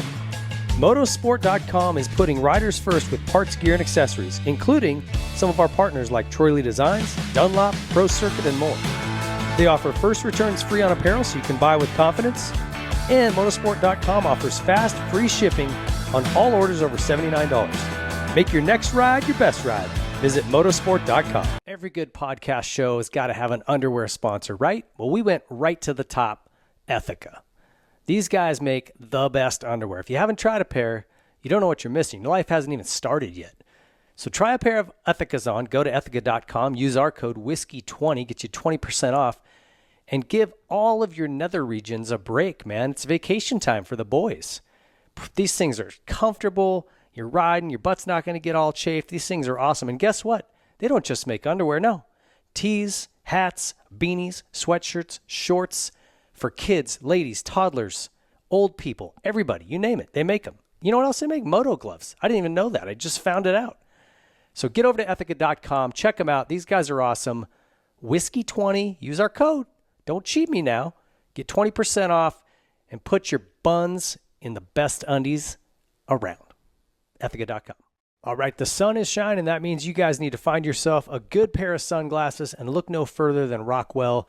These guys are making some incredible shades right now. They're all designed here in the USA, made in Italy. Very, very high-end craftsmanship on these things. They've got so many different models for men's and women's styles. There's floatable glasses, so if you're out on a lake, on a boat somewhere this summer, go out, find yourself a pair of the floatable ones. They've also got wireframe. They've got wraparound. Anything you're after, any style, Rockwell makes it. We are also working on a motocross goggle that is going to be insane. We are in the development stages of that. I'm helping them with that. as is Justin Hill and a couple other guys. So stay tuned for that. That's coming. They also make all kinds of casual wear. Rockwell is getting it done in all kinds of markets. But the sunglasses, whoo, these things are next level. Check them out, rockwell.com. The inspiration for Element, interestingly, was from working with my coaches. I sat down with those guys. I'm like, hey, here's what I'm doing. What should I do? And they looked at everything and they were like, you need more electrolytes, specifically sodium. And like most people do when they have a coach, I ignored what their advice was. And kind of like, well, I salt my food, I'm probably good. And it took me at least a year to finally listen to these guys and do what they asked me to do.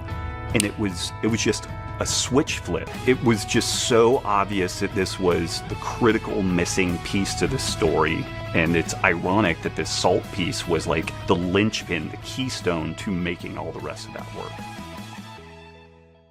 You guys know how particular I am about who we partner with on this show. And when the Nano Extreme folks came to me wanting to join the program, I definitely had to give it some time to try it. And I've been dealing with a lot of knee pain and obviously just the bumps and bruises that come along with being an old motocross guy. And this stuff legit works. And in fact, so well, I had to kind of dig in and find out why. And in talking with one of their formulators, there is a component called capsaicin. It's actually the component that's found in chili peppers that makes them spicy, makes them so hot. And that actually blocks the nerve signals that send pain signals through them, along with DMSO and arnica and some other things that are just naturally anti-inflammatory. There's a bunch of essential oils and camphor and menthol, which make it kind of feel cool or hot or however your sensation reads it. But at the end of the day, regular use of this works. Like, it legit works. And so I cannot recommend this stuff enough. If you guys have arthritis like I do, or if you've just, working out hard and you've got a lot of muscle soreness, this will help. Maybe you're sitting in a chair all day and you've got pain in between your shoulder blades. Doesn't matter. Joint pain, this stuff will help you, I promise. Use it regularly. Follow the instructions. You don't want to get this stuff around your eyes or in sensitive areas because it will definitely burn a bit, but definitely works. Really stoked on this product and proud to be partnered with Nano Extreme. Check them out. And use our code WT26 to get yourself a discount when ordering.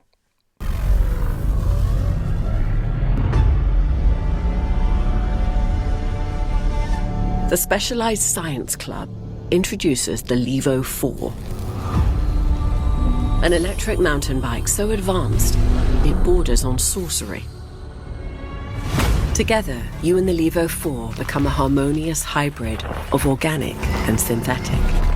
It's a rider-enhancing machine that transforms you into a cycling cyborg. 720 watts of power and 111 Newton meters of torque, amplifying your mortal muscles, allowing you to bend space and time to your will. All channeled through futuristic suspension, with honed geometry, granting super control while traversing extreme terrain at hyper speed. With supernatural power delivery, you'll have super traction to conquer climbs where others spin out. And you'll tire, if at all, before the bike does. Thanks to the Levo 4's super range. Thanks for checking out the Whiskey Throttle Show. If you guys liked it, be sure to like and subscribe so you get notified anytime we have a new show go up. You can also go over to WhiskeyThrottleMedia.com and check out all of the content, new bike builds, new bike introductions. We've got all kinds of features in the moto and off-road space, as well as all of the current Whiskey Throttle shows listed there. You can find our YouTube channel to get a complete list by season of all the shows we've done, well over 100 at this point. And also follow us on Instagram, follow us on TikTok, like, subscribe, comment, all that junk. We'll see you guys. Welcome back, and thanks for watching, guys. I want to thank Mark Samuels for taking the time to come in. Slam Life Racing. If you guys are not a fan or following this team, follow him on Instagram and check him out. He's doing great things for so many different disciplines of racing and so many younger kids that are looking for a way to have a good competitive platform to step into the pro ranks and do well. And I just love what he's doing. Great dude. I really appreciated him coming in and going through his story. It was a lot of fun. Thank you for you guys for watching. I appreciate it. Thank you to all of our partners. Get over and check them out, from Nano Extreme for joint pain. You need a bike, get a Yamaha. You need modification, suspension, exhaust, go to Pro Circuit. All these guys are just elite level companies. We're so happy to have them on board. Very, very thankful for their support. So check those guys out. Anything you're buying, punch in our code WT26. There are a few that don't do codes specialized in TLD, but everything else, pretty much we have a code that will work with them. So use it, save yourself some money, and support those folks that bring this show to you. Thanks so much. See you next time.